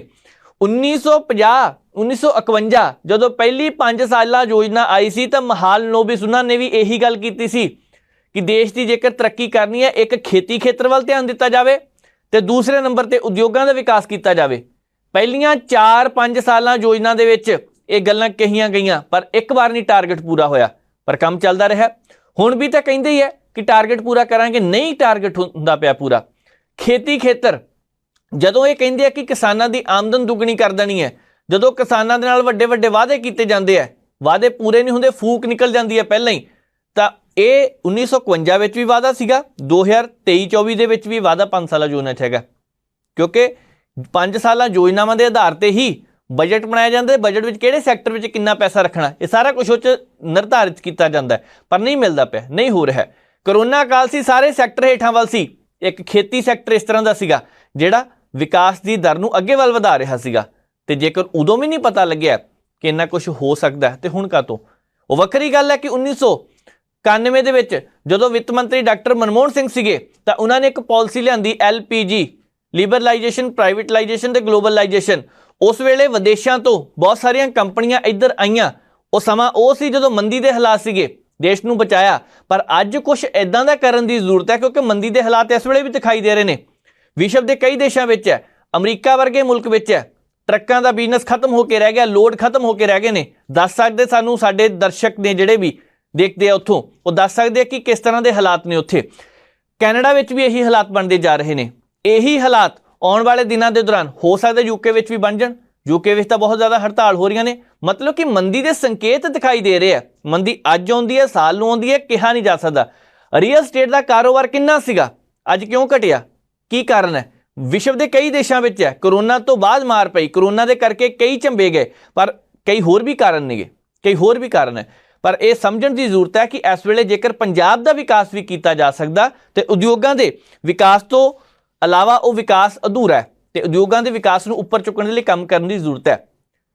ਕਰੋਨਾ ਕਾਲ ਜਦੋਂ ਆਇਆ ਉਸ ਤੋਂ ਬਾਅਦ ਛੋਟੀਆਂ-ਮੋਟੀਆਂ ਫੈਕਟਰੀਆਂ ਮਿਲਾ ਕੇ ਕੁੱਲ ਲੁਧਿਆਣੇ ਦੇ ਵਿੱਚ ਹੀ, ਪੰਜਾਬ ਦੇ ਵਿੱਚੋਂ ਮੈਨੂੰ ਲੱਗਦਾ 10,000 ਫੈਕਟਰੀਆਂ ਬੰਦ ਹੋ ਗਈਆਂ ਸੀਗੀਆਂ। ਕਿਉਂ ਹੋ ਗਈਆਂ? ਕਿਉਂਕਿ ਪੈਸਾ ਹੀ ਹੈ ਨਹੀਂਗਾ। ਹੁਣ ਵੇਲੇ ਵੀ, ਅੱਜ ਦੇ ਦਿਨ ਵੀ ਕੁਝ ਫੈਕਟਰੀਆਂ ਵਾਲੇ ਜਿਹੜੇ ਓਵਰਟਾਈਮ ਲੋਕ ਲਾਉਂਦੇ ਸੀਗੇ ਉਹਨਾਂ ਨੂੰ ਕਹਿ ਤਾ ਕੋਈ ਓਵਰਟਾਈਮ ਨਹੀਂ ਮਿਲਣਾ। ਬਿਜਲੀ ਤੱਕ ਉਹਨਾਂ ਨੂੰ ਸੋਚ ਕੇ ਬਾਲਣੀ ਪੈਂਦੀ ਹੈ। ਕਦੀ ਉਹਨਾਂ ਨੇ ਫੈਕਟਰੀਆਂ ਬੰਦ ਨਹੀਂ ਕੀਤੀਆਂ ਸੀ। ਕੱਚਾ ਮਾਲ ਮਹਿੰਗਾ ਹੋਣ ਦੇ ਕਰਕੇ ਕਿਸੇ ਵੇਲੇ ਹੁਣ ਐਤਵਾਰ ਵੀ ਬੰਦ ਰੱਖਣੀ ਪੈ ਰਹੀ ਹੈ ਉਹਨਾਂ ਨੂੰ ਫੈਕਟਰੀਆਂ। ਇਹ ਇਸੇ ਕਰਕੇ ਹੋ ਰਿਹਾ ਕਿਉਂਕਿ ਉਦਯੋਗਾਂ ਦਾ ਵਿਕਾਸ ਨਹੀਂ ਹੋ ਰਿਹਾ, ਕੱਚੇ ਮਾਲ ਦੀ ਕੀਮਤ ਵੱਧ ਚੁੱਕੀ ਹੈ ਤੇ ਜਿਹੜੇ ਫਾਇਦਾ ਲੈਂਦੇ ਆ ਉਹ ਫਾਇਦਾ ਲਈ ਜਾ ਰਹੇ ਆ। ਪਰ ਜਿਸ ਹਿਸਾਬ ਦੇ ਨਾਲ ਜਾਖੜ ਸਾਹਿਬ ਨੇ ਇਹ 3-4 ਮਸਲਿਆਂ ਨੂੰ ਚੁੱਕਣ ਦੀ ਕੋਸ਼ਿਸ਼ ਕੀਤੀ ਹੈ, ਗੱਲਾਂ ਤਾਂ ਸਹੀ ਲੱਗਦੀਆਂ ਪਈਆਂ ਪਰ ਫਿਰ ਸਾਰੇ ਉਹੀ ਕਹਿੰਦੇ ਨੇ ਜਦੋਂ ਤੁਹਾਡੀ ਸਰਕਾਰ ਸੀ ਤੁਸੀਂ ਕੀ ਕਰਦੇ ਰਹੇ। ਖੈਰ ਚੱਲਦਾ ਰਹਿੰਦਾ ਇਸ ਤਰ੍ਹਾਂ। ਅੱਗੇ ਵਧਦੇ ਹਾਂ, ਗੱਲ ਕਰਨੀ ਹੈ ਪੰਜਾਬ ਦੇ ਵਿੱਚ ਜੋ ਹੜ੍ਹ ਆਏ ਸੀ ਉਹਨਾਂ ਦੀ, ਕਿਉਂਕਿ ਪੰਜਾਬ ਦੇ ਵਿੱਚ ਹੜ੍ਹ ਹੋਣ ਕਰਕੇ ਨੁਕਸਾਨ ਤਾਂ ਵਾਕਈ ਬਹੁਤ ਹੋਇਆ। ਸਰਕਾਰਾਂ ਦੇ ਅੰਕੜੇ ਭਾਵੇਂ ਜੋ ਮਰਜ਼ੀ ਹੋਣ, ਕੇਂਦਰ ਵਾਲੇ ਪਾਸਿਓਂ ਇੱਕ ਟੀਮ ਆਈ ਹੈ, ਉਹ ਰਿਪੋਰਟ ਜਾਰੀ ਕਰੇਗੀ, ਉਹਦੇ ਆਧਾਰ ਤੇ ਫਿਰ ਦੇਖਣਾ ਕਿ ਕਿਹਨੂੰ ਕਿੰਨਾ ਮੁਆਵਜ਼ਾ ਬਣਦਾ ਦੇਣਾ। ਪਰ ਅੱਜ ਵੀ ਕਈ ਇਸ ਤਰ੍ਹਾਂ ਦੇ ਪਿੰਡ ਨੇ ਜਿੱਥੇ ਅਜੇ ਤੱਕ ਪਾਣੀ ਭਰਿਆ ਪਿਆ। ਮੈਂ ਅੱਜ ਦੇਖ ਰਿਹਾ ਸੀ ਸੁਲਤਾਨਪੁਰ ਲੋਧੀ ਹਲਕੇ ਦੇ ਵਿੱਚ, ਉੱਥੇ ਲੋਕ ਮੋਟਰਾਂ ਰਾਹੀਂ ਅਜੇ ਵੀ ਪਾਣੀ ਬਾਹਰ ਕੱਢਣ ਦਾ ਯਤਨ ਕਰਦੇ ਪਏ ਆ ਤੇ ਅਜੇ ਤੱਕ ਪਾਣੀ ਨਹੀਂ ਨਿਕਲਿਆ। ਹੋਰ ਵੀ ਕਈ ਪਿੰਡ ਨੇ ਤੇ ਇਹ ਕਿੰਨਾ ਨੁਕਸਾਨ ਅਜੇ ਹੋ ਸਕਦਾ, ਨਵੀਆਂ ਬਿਮਾਰੀਆਂ ਪੈਦਾ ਹੋ ਸਕਦੀਆਂ ਨੇ। ਹੁਣ ਪੰਜਾਬ ਦੇ ਵਿੱਚ 6.25 ਲੱਖ ਏਕੜ ਫਸਲ ਤਬਾਹ ਹੋਈ ਹੈ, 54 ਮੌਤਾਂ ਹੋਈਆਂ, 27,000 ਪਸ਼ੂ ਇਹਨਾਂ ਦਿਨਾਂ ਦੇ ਦੌਰਾਨ ਮਰੇ। ਹੜ੍ਹਾਂ ਦੇ ਕਰਕੇ 488 ਜਗ੍ਹਾ ਦੇ ਉੱਪਰ ਪਾੜ ਪੈ ਗਏ। ਇਹ ਕਦੋਂ ਸਾਰਾ ਕੁਝ ਠੀਕ ਹੋਣਾ? 2019 ਦੇ ਵਿੱਚ ਅਸੀਂ 88 ਤੱਕ ਨਹੀਂ ਜਾਂਦੇ, 1988 ਅਸੀਂ 1993-95 ਦੀ ਗੱਲ ਨਹੀਂ ਕਰਦੇ, ਅਸੀਂ 2019 ਦੀ ਗੱਲ ਕਰ ਲੈਂਦੇ ਹਾਂ। ਸੁਲਤਾਨਪੁਰ ਹਲਕੇ ਦੇ ਵਿੱਚ ਜਦੋਂ 2019 'ਚ ਪਹਿਲਾਂ ਹੜ੍ਹ ਆਏ, ਪ੍ਰਭਾਵਿਤ ਇਲਾਕਾ ਹੋ ਗਿਆ, ਅਜੇ ਪੈਰਾਂ ਤੇ ਆਉਣਾ ਸ਼ੁਰੂ ਹੋਇਆ ਸੀਗਾ ਤੇ ਦੂਸਰੀ ਮਾਰ ਫਿਰ ਪੈ ਗਈ ਹੈ। ਇਹ ਮਾਰ ਉੱਤੋਂ ਕਿਤੇ ਤਕੜੀ ਹੈ, ਕਿਤੇ ਵੱਡੀ ਹੈ। ਉੱਧਰਲੇ ਲੋਕਾਂ ਦਾ ਸਾਥ ਦੇਣ ਦੀ ਜ਼ਰੂਰਤ ਹੈ। ਰੂਪਨਗਰ ਜ਼ਿਲ੍ਹੇ ਵਿੱਚ ਸਭ ਤੋਂ ਜ਼ਿਆਦਾ ਸਕੂਲਾਂ ਦਾ ਨੁਕਸਾਨ ਹੋਇਆ, 277 ਸਕੂਲ ਪ੍ਰਭਾਵਿਤ ਹੋਏ। ਅੰਮ੍ਰਿਤਸਰ ਵਿੱਚ 187 ਸਕੂਲ। ਹੁਣ ਸਰਕਾਰੀ ਪ੍ਰਾਇਮਰੀ ਸਕੂਲਾਂ ਨੂੰ ਸਭ ਤੋਂ ਵੱਧ ਮਾਰ ਝੱਲਣੀ ਪਈ ਹੈ ਕਿਉਂਕਿ 688 ਪ੍ਰਾਇਮਰੀ ਸਕੂਲ, 188 ਮਿਡਲ ਸਕੂਲਾਂ 'ਚ ਵੀ ਮਾਰ ਪਹੁੰਚੀ ਹੈ। ਅਸੀਂ ਪਿਛਲੇ ਦਿਨੀ ਜਦੋਂ ਹਲਕਾ ਉੜਮੁੜ ਦੇ ਇੱਕ ਸਕੂਲ ਵਿੱਚ ਗਏ, ਇੱਧਰ ਛੱਪੜ ਸੀਗਾ, ਪਾਣੀ ਆਇਆ, ਸਾਰਾ ਸਕੂਲ 'ਚ ਭਰ ਗਿਆ। ਪਤਾ ਨਹੀਂ ਪੰਜਾਬ ਦੇ ਵਿੱਚ ਕਿੰਨੇ ਇਸ ਤਰ੍ਹਾਂ ਦੇ ਸਕੂਲ ਹੋਣਗੇ ਜਿਹੜੇ ਪਾਣੀ ਨਾਲ ਭਰੇ ਹੋਣਗੇ, ਜਿੱਥੇ ਬਾਅਦ ਦੇ ਵਿੱਚ ਸਫਾਈ ਪਤਾ ਨਹੀਂ ਹੋਈ ਕਿ ਨਹੀਂ ਹੋਈ, ਪਰ ਬੱਚਿਆਂ ਨੂੰ ਤਾਂ ਬਿਮਾਰੀਆਂ ਲੱਗ ਸਕਦੀਆਂ ਸੀ ਨਾ। ਹੁਣ ਸਰਕਾਰ ਕਹਿੰਦੀ ਅਸੀਂ ਕੰਮ ਸਾਰਾ ਕਰਦੇ ਪਏ ਹਾਂ, ਪਰ ਸਵਾਲ ਇਹ ਹੈ ਕਿ ਬੁਨਿਆਦੀ ਢਾਂਚਾ ਦੁਆਰਾ ਉੱਥੇ ਖੜਾ ਕਰਨ ਦੇ ਲਈ ਕਰੋੜਾਂ ਰੁਪਏ ਲੱਗਣੇ ਨੇ, ਕਰੋੜਾਂ ਰੁਪਏ। ਅੱਧੇ ਤੋਂ ਵੱਧ ਲੋਕ ਹੋਏ ਜਿਹਨੇ ਛੱਤਾਂ ਹੀ ਢਹਿ ਗਈਆਂ। ਸਾਰੇ ਲੋਕਾਂ ਦੇ ਘਰਾਂ ਵਿੱਚ ਉਧਰਲੇ ਪਾਸੇ ਲੈਂਟਰ ਨਹੀਂ ਸੀਗਾ, ਨਾ ਹੀ ਬਾਲੇ ਸੀਗੇ, ਕੁਝ ਕੱਚੇ ਵੀ ਸੀਗੇ। ਉਹਨਾਂ ਦੇ ਸੁਪਨੇ ਕੱਚੇ ਰਹਿ ਗਏ, ਪਾਣੀ ਦੇ ਵਿੱਚ ਵਹਿ ਕੇ ਚਲੇ ਗਏ ਆ। ਪਰ ਸਰਕਾਰ ਕਦੋਂ ਉਹਨਾਂ ਦਾ ਹੱਥ ਫੜਦੀ ਹੈ ਇਹ ਆਉਣ ਵਾਲਾ ਸਮਾਂ ਦੱਸੇਗਾ। ਵੈਸੇ ਅਨੁਮਾਨ ਪਿਛਲੇ ਦਿਨੀ ਲਗਾਇਆ ਜਾ ਰਿਹਾ ਸੀ ਕਿ 1210 ਕਰੋੜ ਰੁਪਏ ਦਾ ਨੁਕਸਾਨ ਲਗਭਗ ਪੰਜਾਬ 'ਚ ਹੋਇਆ, ਪਰ ਕਹਿਣ ਵਾਲੇ ਤੇ ਇਹ ਵੀ ਕਹਿੰਦੇ ਸੀ 10,000 ਕਰੋੜ ਰੁਪਏ ਤੋਂ ਵੱਧ ਦਾ ਨੁਕਸਾਨ ਸਾਰਾ ਕੁਝ ਮਿਲਾ ਕੇ ਹੋਇਆ। ਤੇ ਜੇਕਰ ਇੰਨਾ ਨੁਕਸਾਨ ਹੈਗਾ ਤੇ ਨੁਕਸਾਨ ਪੂਰਾ ਕਿੱਦਾਂ ਹੋਣਾ ਇਹ ਸਰਕਾਰਾਂ ਜਾਣਦੀਆਂ ਨੇ। ਗਿਰਦਾਵਰੀ ਅਜੇ ਤੱਕ ਭਾਵੇਂ ਪੂਰੀ ਨਹੀਂ ਹੋਈ, ਪਰ ਸਰਕਾਰ ਕਹਿ ਰਹੀ ਹੈ ਅਸੀਂ ਕਾਰਵਾਈ ਕਰ ਰਹੇ ਹਾਂ। ਅੱਗੇ ਵਧਦੇ ਹਾਂ, ਗੱਲ ਕਰਨੀ ਹੈ ਕੌਮੀ ਇਨਸਾਫ ਮੋਰਚੇ ਦੀ। ਕੌਮੀ ਇਨਸਾਫ ਮੋਰਚਾ ਲੰਬੇ ਦਿਨਾਂ ਤੋਂ ਸੰਘਰਸ਼ ਕਰ ਰਿਹਾ ਹੈ ਕਿਉਂਕਿ ਬੰਦੀ ਸਿੰਘਾਂ ਦੀ ਰਿਹਾਈ ਨੂੰ ਲੈ ਕੇ ਇੱਕ ਮੋਰਚਾ ਲੱਗਿਆ। ਹੁਣ ਇਸ ਮੋਰਚੇ ਦੀਆਂ ਹੋਰ ਵੀ ਬਹੁਤ ਸਾਰੀਆਂ ਮੰਗਾਂ ਨੇ। ਉਹ ਮੰਗਾਂ ਮੋਰਚੇ ਦੇ ਜਿਹੜੇ ਉੱਥੇ ਚਲਾਉਣ ਵਾਲੇ ਨੇ, ਜਿਹੜੇ ਮੂਹਰੀ ਭੂਮਿਕਾ ਨਿਭਾ ਰਹੇ ਨੇ, ਉਹ ਕਹਿੰਦੇ ਸਾਡੀਆਂ ਕੋਈ ਮੰਗਾਂ ਨਹੀਂ ਸੁਣੀਆਂ ਜਾ ਰਹੀਆਂ, ਨਾ ਕੋਈ ਧਿਆਨ ਦਿੰਦਾ ਪਿਆ। ਦੂਸਰੇ ਪਾਸੇ ਪੰਜਾਬ ਤੇ ਹਰਿਆਣਾ ਹਾਈ ਕੋਰਟ ਨੇ ਪਿਛਲੇ ਦਿਨ ਇਹ ਗੱਲ ਕਹੀ ਸੀ ਕਿ ਲੋਕ ਖੱਜਲ ਖੁਆਰ ਹੁੰਦੇ ਨੇ, ਇਸ ਕਰਕੇ ਆ ਪੁਲਿਸ ਵਾਲੇ ਇੰਨਾ ਕਿ ਧਰਨਾ ਨਹੀਂ ਚੁਕਾ ਸਕੇ ਸੀਗੇ। ਹੁਣ ਫਿਰ ਇਹ ਵੀ ਗੱਲ ਕਹੀ ਗਈ ਕਿ ਲੋਕਾਂ ਦੀ ਖੱਜਲ ਖੁਆਰੀ ਹੈ। ਕੌਮੀ ਇਨਸਾਫ ਮੋਰਚੇ ਦਾ ਉੱਪਰੋਂ ਬਿਆਨ ਆਉਂਦਾ, ਉਹ ਕਹਿੰਦੇ ਇਦਾਂ ਦੀ ਕੋਈ ਚਿੰਤਾ ਨਹੀਂ, ਅਸੀਂ ਇੱਕ ਪਾਸੇ ਬੈਠੇ ਸੀਗੇ, ਤੁਸੀਂ ਆ ਇੱਕ ਸਕੂਲ ਦਾ ਨਾਮ ਲਿਆ ਸੀ ਉਹਨਾਂ ਨੇ, ਆ ਕਹਿੰਦੇ ਦੇਖੋ ਤਾਂ ਪੁੱਛੋ ਸਕੂਲ ਜਾ ਕੇ ਕਦੀ ਕੋਈ ਸਮੱਸਿਆ ਆਈ ਹੈ, ਬੱਚਿਆਂ ਨੂੰ ਕਦੀ ਕੋਈ ਸਮੱਸਿਆ ਆਈ ਹੈ। ਪਰ ਹੁਣ ਕੌਮੀ ਇਨਸਾਫ ਮੋਰਚੇ ਨੇ ਕੁਝ ਨਵੇਂ ਐਲਾਨ ਕੀਤੇ ਹੈ ਆਉਂਦੇ ਦਿਨਾਂ ਨੂੰ। ਉਹ ਕਹਿੰਦੇ ਨੇ ਕਿ ਜੇਕਰ ਸਾਡੀਆਂ ਮੰਗਾਂ ਵੱਲ ਧਿਆਨ ਨਾ ਦਿੱਤਾ ਗਿਆ ਤਾਂ ਅਸੀਂ ਕੁਝ ਕਦਮ ਚੁੱਕਾਂਗੇ। ਉਹ ਕਿਹੜੇ ਕਦਮ ਨੇ? ਪ੍ਰੈਸ ਕਾਨਫਰੰਸ ਕੀਤੀ ਹੈ, ਦੇਖਦੇ ਹਾਂ ਪ੍ਰੈਸ ਕਾਨਫਰੰਸ ਦਾ ਇੱਕ ਹਿੱਸਾ। ਪਹਿਲੀ ਵਾਰੀ ਕੌਮੀ ਇਨਸਾਫ ਮੋਰਚੇ ਦੇ ਸੱਦੇ ਪੱਤਰ ਤੇ ਕੌਮੀ ਇਨਸਾਫ ਮੋਰਚੇ ਵੱਲੋਂ ਜੋ ਪੋਸਟਰ ਵੀ ਜਾਰੀ ਕੀਤਾ, ਤੁਸੀਂ ਸਾਰਿਆਂ ਨੇ ਦੇਖ ਲਿਆ, ਫੋਟੋ ਕਾਪੀ ਲੈ ਲਈਏ।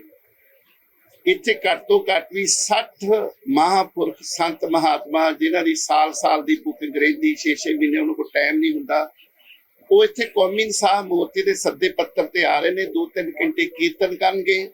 ਉਸ ਤੋਂ ਬਾਅਦ ਜੋ 31 ਮੈਂਬਰੀ ਜਿਸ ਤਰ੍ਹਾਂ ਜਸਾ ਜਾਂਦਾ ਹੈ, ਉਸ ਸੀਐਮ ਦੀ ਕੋਠੀ ਵੱਲ ਨੂੰ ਉਹਨੂੰ ਜਗਾਉਣ ਲਈ, ਭੂਖ ਨੀਂਦ ਸੁੱਤੇ ਨੂੰ ਜਗਾਉਣ ਲਈ, ਜਿਹੜਾ ਸੀਐਮ ਜਦੋਂ ਮੋਰਚਾ ਲੱਗਾ, ਚਾਹੇ ਭਾਈ ਗੁਰਬਖਸ਼ ਸਿੰਘ ਦਾ ਲੱਗਾ ਅੰਬ ਸਾਹਿਬ, ਭਾਈ ਸੂਰ ਸਿੰਘ ਦਾ ਲੱਗਾ ਮੋਰਚਾ, ਉਹਦੇ ਕੋਲ ਆ ਕੇ ਬੈਠ ਕੇ ਚਾਹ ਪਾਣੀ ਪੀਂਦਾ ਸੀ, ਆਖਦਾ ਸੀ ਕਿ ਇਹ ਜਿਹੜੇ ਤੁਹਾਡੀਆਂ ਮੰਗਾਂ ਜਾਇਜ਼ ਨੇ, ਇਹ ਬਿਲਕੁਲ ਤੁਹਾਡੀਆਂ ਜਾਇਜ਼ ਮੰਗਾਂ ਨੇ। ਜਦੋਂ ਸਾਡੀ ਕੋਈ ਸਰਕਾਰ ਪਾਵਰ 'ਚ ਆਈ, ਮੇਰਾ ਹਰਾ ਪੈਨ ਚੱਲੇਗਾ ਤੇ ਤੁਰੰਤ ਇਹ ਬੰਦੀ ਸਿੰਘ ਰਿਹਾ ਹੋਣਗੇ। ਜਦੋਂ ਦਾ ਮੋਰਚਾ ਲੱਗਾ, ਉਹਦੇ ਨੇ ਸਾਡੇ ਨਾਲ 2 ਵਾਰੀ ਉਹਨਾਂ ਦੇ ਕੈਬਨਿਟ ਮੰਤਰੀ ਨਾਲ ਜ਼ਰੂਰ ਗੱਲ ਹੋਈ, ਉਹਦੇ ਨਾਲ ਕਦੇ ਵੀ ਗੱਲ ਨਹੀਂ ਹੋਈ, ਕਦੇ ਉਹਨੇ ਗੱਲ ਨਹੀਂ ਕੀਤੀ। ਕੈਬਨਿਟ ਮੰਤਰੀਆਂ ਨੇ ਵੀ, ਪ੍ਰਸ਼ਾਸਨ ਨੇ ਸਾਡੀ ਇੱਕ ਵੀ ਮੰਗ ਵੱਲ ਪੂਰੀ ਤਰ੍ਹਾਂ ਧਿਆਨ ਨਹੀਂ ਦਿੱਤਾ। ਉੱਦਾਂ ਹੀ ਹਜੇ ਜਿਹੜੇ ਸਿੰਘ ਨੇ ਜੇਲ੍ਹਾਂ ਵਿੱਚ ਨੇ, ਸ੍ਰੀ ਗੁਰੂ ਗ੍ਰੰਥ ਸਾਹਿਬ ਪਾਤਸ਼ਾਹ ਲਈ ਕੋਈ ਹਜੇ ਤੱਕ ਕਾਨੂੰਨ ਸਖਤ ਬਣਿਆ ਨਹੀਂ। ਜਿਹੜੇ ਬਹਿਬਲ ਕਲਾਂ ਗੋਲੀ ਕਾਂਡ ਵਿੱਚ ਸਿੰਘ ਸ਼ਹੀਦ ਹੋਏ, ਉਹਨਾਂ ਲਈ ਕੋਈ ਸਾਨੂੰ ਨਿਆਂ ਨਹੀਂ ਮਿਲਿਆ। ਇਸ ਕਰਕੇ ਅਸੀਂ ਸੰਤ ਮਹਾਂਪੁਰਖ ਆ ਰਹੇ ਨੇ, ਉਦਣ ਉਹ ਅਰਦਾਸ ਕਰਨਗੇ ਕਿ ਉਸ ਸੀਐਮ ਨੂੰ ਸਮਰਥ ਬਖਸ਼, ਜਿੰਨਾ ਚਿਰ ਉਹ ਸੀਐਮ ਨਹੀਂ ਸੀ, ਆਮ ਆਦਮੀ ਸੀ, ਲੋਕਾਂ ਵਿੱਚ ਵਿਚਰਦਾ ਸੀ, ਲੋਕਾਂ ਦੀਆਂ ਮੰਗਾਂ ਦਾ ਪਤਾ ਸੀ। ਹੁਣ ਉਹਨੂੰ ਇਸ ਜੰਗਲ ਬਿਆਬਾਨ ਸੜਕ ਦੇ ਕਿਨਾਰੇ ਲੱਗਾ ਹੋਇਆ ਮੋਰਚਾ ਨਹੀਂ ਦਿਸ ਰਿਹਾ। ਇੱਥੇ ਸ੍ਰੀ ਗੁਰੂ ਗ੍ਰੰਥ ਸਾਹਿਬ ਦਾ ਪ੍ਰਕਾਸ਼ ਵੀ ਉਹਨੂੰ ਦਿਸ ਰਿਹਾ।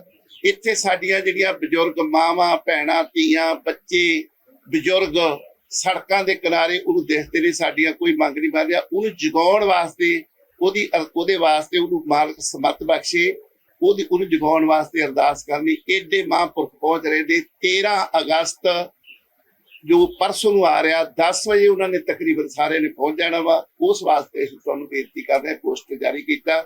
ਸੰਗਤਾਂ ਨੂੰ ਅਪੀਲ ਹੈ, ਜਿਹੜੇ ਆਵਾਜ਼ ਸੁਣਦੇ ਨੇ, ਉਹ ਵੱਧ ਤੋਂ ਵੱਧ ਸੰਗਤਾਂ ਇਸ ਪ੍ਰੋਗਰਾਮ ਦਾ ਲਾਹਾ ਲੈਣ। ਕੌਮੀ ਇਨਸਾਫ ਮੋਰਚੇ ਦੀ ਪ੍ਰੈਸ ਕਾਨਫਰੰਸ ਨੂੰ ਤੁਸੀਂ ਸੁਣਿਆ ਹੈ, ਕਿਉਂਕਿ ਜਿਹੜੇ ਇਸ ਵੇਲੇ ਇਹ ਮਸਲੇ ਨੇ, ਬਹੁਤ ਸਾਰੇ ਵੈਸੇ ਤਾਂ ਮਸਲੇ ਹੈ, ਪਰ ਸਮੇਂ-ਸਮੇਂ ਤੇ ਜਿਹੜੇ ਕਹੇ ਜਾ ਰਹੇ ਕਿ ਅਜੇ ਤੱਕ ਧਿਆਨ ਨਹੀਂ ਦਿੱਤਾ ਜਾ ਰਿਹਾ, ਸੁਣੇ ਨਹੀਂ ਜਾ ਰਹੇ। ਅਸੀਂ ਸੰਘਰਸ਼ ਨੂੰ ਹੋਰ ਤੇਜ਼ ਕਰਾਂਗੇ। ਆਉਂਦੇ ਦਿਨਾਂ ਨੂੰ ਪਤਾ ਲੱਗਣਾ ਕਿ ਗੱਲ ਕਿੱਧਰ ਨੂੰ ਜਾਂਦੀ ਹੈ। ਪਰ ਇੰਨਾ ਜ਼ਰੂਰ ਹੈ, ਕੌਮੀ ਇਨਸਾਫ ਮੋਰਚੇ ਨਾਲ ਸੰਬੰਧਿਤ ਕੁਝ ਕੁ ਮੋਹਤਵਾਰਾਂ ਨੇ ਜੋ ਇਹ ਪ੍ਰੈਸ ਕਾਨਫਰੰਸ ਕੀਤੀ ਹੈ, ਗੱਲ ਉੱਪਰ ਤੱਕ ਤਾਂ ਜਾਵੇਗੀ ਤੇ ਅਦਾਲਤ ਦੇ ਹੁਕਮ ਵੀ ਜਾਰੀ ਹੋਏ ਨੇ। ਹੁਣ ਕਿਤੇ ਕੋਈ ਆ ਕੇ ਇੱਦਾਂ ਦੀ ਥਾਂ ਤੇ ਗੱਡੀ ਨਾ ਰੁਕ ਜੇ ਜਿੱਥੇ ਪੰਜਾਬ ਦੇ ਲੋਕ ਉਹ ਗੱਡੀ ਨੂੰ ਰੋਕਣਾ ਨਹੀਂ ਚਾਹੁੰਦੇ। ਅੱਗੇ ਵਧਦੇ ਹਾਂ, ਗੱਲ ਕਰਨੀ ਆ ਚੋਣ ਕਮਿਸ਼ਨਰਾਂ ਦੀ ਨਿਯੁਕਤੀ ਨੂੰ ਲੈ ਕੇ। ਤੁਹਾਨੂੰ ਯਾਦ ਹੋਣਾ 3 ਮਹੀਨੇ ਪਹਿਲਾਂ ਚੀਫ ਜਸਟਿਸ ਆਫ ਇੰਡੀਆ ਜਾਂ ਕਹਿ ਲਈਏ ਸਿਖਰਲੀ ਅਦਾਲਤ ਨੇ ਇੱਕ ਫੈਸਲਾ ਦਿੱਤਾ ਸੀ ਕਿ ਚੋਣ ਕਮਿਸ਼ਨਰ ਦੀ ਨਿਯੁਕਤੀ ਲਈ ਜੇਕਰ ਪ੍ਰਧਾਨ ਮੰਤਰੀ ਸਾਹਿਬ ਤੇ ਉਹਦੇ ਵਿੱਚ 2 ਜਣੇ ਹੋਰ ਸੀਗੇ ਤੇ ਉਹਦੇ ਵਿੱਚ ਹੁਣ ਚੀਫ ਜਸਟਿਸ ਆਫ ਇੰਡੀਆ ਵੀ ਸ਼ਾਮਲ ਹੋਣਗੇ ਜਦੋਂ ਨਿਯੁਕਤੀਆਂ ਕਰਨੀਆਂ। ਮਾਰਚ ਮਹੀਨੇ ਵਿੱਚ ਇਤਿਹਾਸਿਕ ਫੈਸਲਾ ਦਿੱਤਾ ਗਿਆ ਸੀਗਾ ਕਿ ਮੁੱਖ ਚੋਣ ਕਮਿਸ਼ਨਰ ਦੀਆਂ ਨਿਯੁਕਤੀਆਂ ਪ੍ਰਧਾਨ ਮੰਤਰੀ, ਲੋਕ ਸਭਾ ਵਿੱਚ ਵਿਰੋਧੀ ਧਿਰ ਦੇ ਨੇਤਾ ਤੇ ਚੀਫ ਜਸਟਿਸ ਆਫ ਇੰਡੀਆ ਇਹਨਾਂ ਦੀ ਸਲਾਹ ਨਾਲ ਹੋਣਗੇ। ਪਰ ਹੁਣ ਸਰਕਾਰ ਇੱਕ ਬਿੱਲ ਲਿਆ ਰਹੀ ਹੈ ਤੇ ਇਹਨੂੰ ਵੀ ਚੇਂਜ ਕਰ ਰਹੀ ਹੈ। ਤੇ ਚੇਂਜ ਵਿੱਚ ਕੀ ਹੋਣਾ? 2 ਜਣੇ ਤਾਂ ਵਿੱਚ ਹੋਣਗੇ, ਪ੍ਰਧਾਨ ਮੰਤਰੀ ਸਾਹਿਬ ਜ਼ਰੂਰ ਹੋਣਗੇ, ਹੋ ਸਕਦਾ ਲੋਕ ਸਭਾ 'ਚ ਵਿਰੋਧੀ ਧਿਰ ਦੇ ਨੇਤਾ ਵੀ ਵਿੱਚ ਸ਼ਾਮਲ ਹੋਣ, ਪਰ ਚੀਫ ਜਸਟਿਸ ਆਫ ਇੰਡੀਆ ਇਹਦੇ ਵਿੱਚੋਂ ਬਾਹਰ ਹੋ ਜਾਣਗੇ। ਹੁਣ ਸਿਖਰਲੀ ਅਦਾਲਤ ਦੇ ਇੱਕ ਫੈਸਲੇ ਨੂੰ ਪਲਟਿਆ ਜਾ ਰਿਹਾ ਤੇ ਇਹ ਜੇਕਰ ਫੈਸਲਾ ਪਲਟ ਗਿਆ, ਕਿਉਂਕਿ ਲੋਕ ਸਭਾ ਦੇ ਵਿੱਚ ਉਹ ਬਿੱਲ ਪੇਸ਼ ਹੋ ਗਿਆ, ਰਾਜ ਸਭਾ ਦੇ ਵਿੱਚ ਵੀ ਪੇਸ਼ ਕਰ ਦਿੱਤਾ, ਪਾਸ ਜੇਕਰ ਹੋ ਗਿਆ ਤਾਂ ਫਿਰ ਚੀਫ ਜਸਟਿਸ ਆਫ ਇੰਡੀਆ ਜਾਂ ਸਿਖਰਲੀ ਅਦਾਲਤ ਨੇ ਜੇ ਇੱਕ ਵਿੱਚ ਕਦਮ ਚੁੱਕਿਆ ਸੀਗਾ ਤੇ ਵਿੱਚ ਫੈਸਲਾ ਦਿੱਤਾ ਸੀ ਕਿ ਆਉਣ ਵਾਲੇ ਸਮੇਂ ਦੇ ਦੌਰਾਨ ਚੀਫ ਜਸਟਿਸ ਬਿਲਕੁਲ ਅਲੱਗ ਕਰ ਦਿੱਤਾ ਜਾਵੇਗਾ, ਹੋ ਸਕਦਾ ਇਸ ਤਰ੍ਹਾਂ ਦਾ ਹੋਵੇ, ਪਰ ਇਹਦਾ ਵਿਰੋਧ ਹੋਣਾ ਸ਼ੁਰੂ ਹੋ ਗਿਆ। ਪੰਜਾਬ ਦੇ ਵਿੱਚ ਵੀ ਇਹਦਾ ਵਿਰੋਧ ਹੋਇਆ। ਆਮ ਆਦਮੀ ਪਾਰਟੀ ਦੇ ਅਸੀਂ ਗੱਲ ਕੀਤੀ ਸੀ ਪਹਿਲਾਂ ਵੀ, ਖਜ਼ਾਨਾ ਮੰਤਰੀ ਹਰਪਾਲ ਸਿੰਘ ਚੀਮਾ ਸਾਹਿਬ ਨੇ ਇਸ ਮਸਲੇ ਤੇ ਵੀ ਪ੍ਰੈਸ ਕਾਨਫਰੰਸ ਕੀਤੀ ਹੈ। ਉਹ ਕਹਿੰਦੇ ਨੇ ਗਲਤ ਹੋ ਰਿਹਾ, ਬਿਲਕੁਲ ਜੋ ਕੁਝ ਵੀ ਹੋ ਰਿਹਾ ਹੈ ਭਾਰਤ ਦੇ ਸੰਵਿਧਾਨ ਦੇ ਨਾਲ ਇਸ ਵੇਲੇ ਛੇੜਖਾਨੀ ਕੀਤੀ ਜਾ ਰਹੀ ਹੈ। ਆਖਰ ਉਹਨਾਂ ਨੂੰ ਇਹ ਕਹਿਣ ਦੀ ਜ਼ਰੂਰਤ ਕਿਉਂ ਪੈਂਦੀ ਹੈ? ਇੱਕ ਨਜ਼ਰ ਮਾਰਦੇ ਹਾਂ ਪ੍ਰੈਸ ਕਾਨਫਰੰਸ ਤੇ ਉਹਨਾਂ ਦੀ। ਪਿੱਛੇ ਜੇ ਬਹੁਤ ਸਾਰੀਆਂ ਰਿਟ ਪਟੀਸ਼ਨ, ਬਹੁਤ ਸਾਰੀਆਂ ਪਟੀਸ਼ਨ ਜਿਹੜੀਆਂ ਸੀਗੀਆਂ ਉਹ ਮਾਨਯੋਗ ਸਾਡੀ ਸਰਵਉੱਚ ਅਦਾਲਤ ਆਨਰੇਬਲ ਸੁਪਰੀਮ ਕੋਰਟ ਦੇ ਅੰਦਰ ਡਿਫਰੈਂਟ ਪੀਪਲਸ ਨੇ ਦਾਖਲ ਕੀਤੀਆਂ, ਇੰਸਟੀਟਿਊਸ਼ਨ ਨੇ ਦਾਖਲ ਕੀਤੀਆਂ, ਔਰ ਉਸ ਤੋਂ ਬਾਅਦ ਸਾਡੀ ਸਰਵਉੱਚ ਅਦਾਲਤ, ਸਾਡੀ ਮਾਨਯੋਗ ਅਦਾਲਤ ਨੇ ਇਹ ਹੁਕਮ ਦਿੱਤਾ, ਸੰਵਿਧਾਨਕ ਪੀਠ ਨੇ, ਸੰਵਿਧਾਨਕ ਬੈਂਚ ਨੇ ਇਹ ਫੈਸਲਾ ਫਰਮਾਇਆ, ਮੈਜੋਰਟੀ ਵਿਊ ਦੇ ਨਾਲ ਇਹ ਡਿਸੀਜਨ ਹੋਇਆ ਕਿ ਚੀਫ ਇਲੈਕਸ਼ਨ ਕਮਿਸ਼ਨ ਨੂੰ ਚੁਣਨ ਦੇ ਲਈ 3 ਵਿਅਕਤੀ ਜਿਹੜੇ ਨੇ ਕਿ ਉਸ ਕਮੇਟੀ ਦੇ ਅੰਦਰ ਹੋਣਗੇ। ਕੌਣ ਹੋਣਗੇ? ਦੇਸ਼ ਦੇ ਪ੍ਰਧਾਨ ਮੰਤਰੀ ਸਾਹਿਬ, ਲੀਡਰ ਆਫ ਦੀ ਆਪੋਜੀਸ਼ਨ, ਕਿਉਂਕਿ ਲੋਕ ਸਭਾ ਦੇ ਅੰਦਰ ਇੱਕ ਪਾਸੇ ਪ੍ਰਧਾਨ ਮੰਤਰੀ ਸਾਹਿਬ ਦੇਸ਼ ਦੀ ਅਗਵਾਈ ਕਰਦੇ ਨੇ ਔਰ ਦੂਜੇ ਪਾਸੇ ਆਪੋਜੀਸ਼ਨ ਹੁੰਦੀ ਆ। ਪ੍ਰਧਾਨ ਮੰਤਰੀ ਸਾਹਿਬ, ਲੀਡਰ ਆਫ ਦੀ ਆਪੋਜੀਸ਼ਨ, ਅਤੇ ਤੀਸਰਾ ਦੇਸ਼ ਦੇ ਸਰਵਉੱਚ ਅਦਾਲਤ ਦੇ ਚੀਫ ਜਸਟਿਸ ਨੂੰ ਉਸ ਕਮੇਟੀ ਦਾ ਹੈਡ ਹੋਣ ਲਈ ਜਿਹੜੀਆਂ ਨਿਰਧਾਰਿਤ ਆਰਡਰ ਜਾਰੀ ਕੀਤੇ ਗਏ,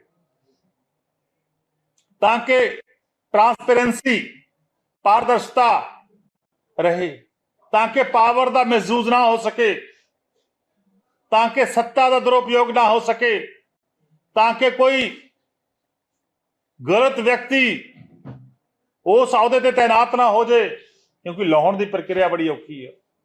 ਇਹ ਜਿਹੜੀਆਂ ਹਦਾਇਤਾਂ ਸੀਗੀਆਂ ਸਾਡੀ ਸਰਵਉੱਚ ਅਦਾਲਤ। ਹਰਪਾਲ ਸਿੰਘ ਚੀਮਾ ਹੋਰਾਂ ਦੀ ਗੱਲਬਾਤ ਤੁਸੀਂ ਸੁਣੀ ਹੈ, ਜਿੱਥੇ ਗੱਲ ਆ ਕੇ ਹੁਣ ਖੜ ਗਈ ਹੈ। ਇਹ ਕੰਮ ਇੰਨਾ ਸੌਖਾ ਵੀ ਨਹੀਂਗਾ ਤੇ ਆਉਣ ਵਾਲੇ ਸਮੇਂ ਦੇ ਦੌਰਾਨ ਜੇਕਰ ਕੋਈ ਨਵੀਂ ਸਰਕਾਰ ਆਉਂਦੀ ਹੈ ਕਿ ਇਹਨਾਂ ਕਾਨੂੰਨਾਂ ਨੂੰ ਪਲਟੇਗੀ ਜੋ ਇਸ ਵੇਲੇ ਬਦਲੇ ਜਾ ਰਹੇ ਨੇ, ਕਿਉਂਕਿ ਸਰਕਾਰਾਂ ਤਾਂ ਇਹ ਵੀ ਦਾਅਵੇ ਕਰਦੀਆਂ ਨੇ। ਜੇਕਰ ਅਸੀਂ ਜੰਮੂ ਕਸ਼ਮੀਰ ਦੀ ਗੱਲ ਕਰ ਲਈਏ ਕਿ ਧਾਰਾ 370 ਹਟਾਈ ਗਈ ਹੈ, ਬਹਾਲ ਕਰਨ ਦੀ ਗੱਲ ਵੀ ਚੱਲਦੀ ਹੈ, ਕੰਮ ਕਿੰਨਾ ਸੌਖਾ ਹੁੰਦਾ, ਇੰਨਾ ਵੀ ਨਹੀਂਗਾ। ਪਰ ਜੇਕਰ ਹੁਣ ਚੀਫ ਜਸਟਿਸ ਉਸ ਚੋਣ ਕਮੇਟੀ ਦਾ ਹਿੱਸਾ ਨਹੀਂ ਹੋਣਗੇ ਜਿਨ੍ਹਾਂ ਵਿੱਚੋਂ ਉਹਨਾਂ ਨੂੰ ਲਾਂਭੇ ਕਰਨ ਦੇ ਲਈ, ਜਾਂ ਫਿਰ ਇਹ ਸਿੱਧੇ ਤੌਰ ਤੇ ਕਹਿ ਲਈਏ ਕਿ ਨਵਾਂ ਕਾਨੂੰਨ ਲਿਆਏ ਤਾਂ ਕਿ ਪ੍ਰਧਾਨ ਮੰਤਰੀ ਸਾਹਿਬ, ਲੋਕ ਸਭਾ ਦੇ ਵਿਰੋਧੀ ਧਿਰ ਦੇ ਨੇਤਾ ਜਾਂ ਮੈਂਬਰਸ਼ਿਪ ਦੇ ਵਿੱਚ ਹੁਣ ਨਵੇਂ ਲੀਡਰ ਕਿਹੜੇ ਪਾਉਣੇ ਆ? ਇੱਕ ਕੈਬਨਿਟ ਮੰਤਰੀ ਹੋ ਸਕਦਾ, ਰੁਤਬਾ ਦੇਖੋ, ਜਾਂ ਤਾਂ ਇਹ ਹੋ ਸਕਦਾ ਸੀਗਾ ਕਿ ਉਪ ਮੁੱਖ ਮੰਤਰੀ, ਜਾਂ ਹੋ ਸਕਦਾ ਸੀਗਾ ਕਿ ਵਿਰੋਧੀ ਧਿਰ ਦਾ ਕੋਈ ਲੀਡਰ ਹੋਰ ਚੁਣਦੇ, ਜਾਂ ਫਿਰ ਸਰਕਾਰ ਦੀ ਵੈਸੇ ਮਰਜ਼ੀ ਹੈ। ਸਰਕਾਰ ਨੇ ਹੁਣ ਕਿਹਾ ਕਿ ਅਸੀਂ ਇੱਕ ਕੈਬਨਿਟ ਮੰਤਰੀ ਨੂੰ ਵਿੱਚ ਰੱਖਾਂਗੇ। ਚੀਫ ਜਸਟਿਸ ਆਫ ਇੰਡੀਆ ਲਾਂਭੇ, ਇਹਦਾ ਮਤਲਬ ਹੈ ਕਾਨੂੰਨ ਦੇ ਵਿੱਚ ਕੁਝ ਜੋ ਬਦਲਾਅ ਕੀਤਾ ਜਾ ਰਿਹਾ ਹੈ, ਕਿਸ ਤਰ੍ਹਾਂ ਦਾ ਪ੍ਰਭਾਵ ਪੈਂਦਾ ਇਹ ਆਉਣ ਵਾਲਾ ਸਮਾਂ ਦੱਸੇਗਾ। ਪਰ ਇੰਨਾ ਜ਼ਰੂਰ ਹੈ ਕਿਤੇ ਇਜ਼ਰਾਈਲ ਦੀ ਜਿਹੜੀ ਗੱਲ ਕੀਤੀ ਸੀ ਕਿ ਇਜ਼ਰਾਈਲ ਦੇ ਵਿੱਚ ਵੀ ਸੁਪਰੀਮ ਕੋਰਟ ਦੀਆਂ ਤਾਕਤਾਂ ਘਟਾ ਦਿੱਤੀਆਂ ਗਈਆਂ ਨੇ। ਇਹ ਤਾਕਤਾਂ ਉਧਰ ਨੂੰ ਗਲਤ ਨਹੀਂ ਜਾਂਦੀ ਪਈ, ਕੁਝ ਵੀ ਹੋਵੇ, ਪਰ ਅਸੀਂ ਭਾਰਤ ਦੀ ਗੱਲ ਕਰਨੀ ਹੈ। ਭਾਰਤ ਦੀ ਸਰਕਾਰ ਜੋ ਫੈਸਲਾ ਕਰੇਗੀ ਕਿਸ ਤਰ੍ਹਾਂ ਦਾ ਰਹੇਗਾ, ਲੋਕਾਂ ਤੇ ਕੀ ਪ੍ਰਭਾਵ ਪਵੇਗਾ, ਸਰਕਾਰੀ ਤੌਰ ਤੇ ਕੀ ਪ੍ਰਭਾਵ ਪਵੇਗਾ, ਇਹ ਆਉਣ ਵਾਲਾ ਸਮਾਂ ਦੱਸੇਗਾ। ਪਰ ਇੰਨਾ ਜ਼ਰੂਰ ਹੈ ਇਸ ਵੇਲੇ ਨਵਾਂ ਕਾਨੂੰਨ ਲਿਆ ਕੇ ਬਹੁਤ ਕੁਝ ਬਦਲਣ ਦੀ ਤਿਆਰੀ ਕੀਤੀ ਜਾ ਰਹੀ ਹੈ।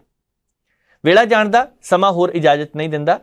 ਦੇਖਦੇ ਰਹੋ ਪ੍ਰਾਈਮ ਏਸ਼ੀਆ ਟੀਵੀ, ਤੁਹਾਡਾ ਆਪਣਾ, ਤੁਹਾਡੇ ਲਈ।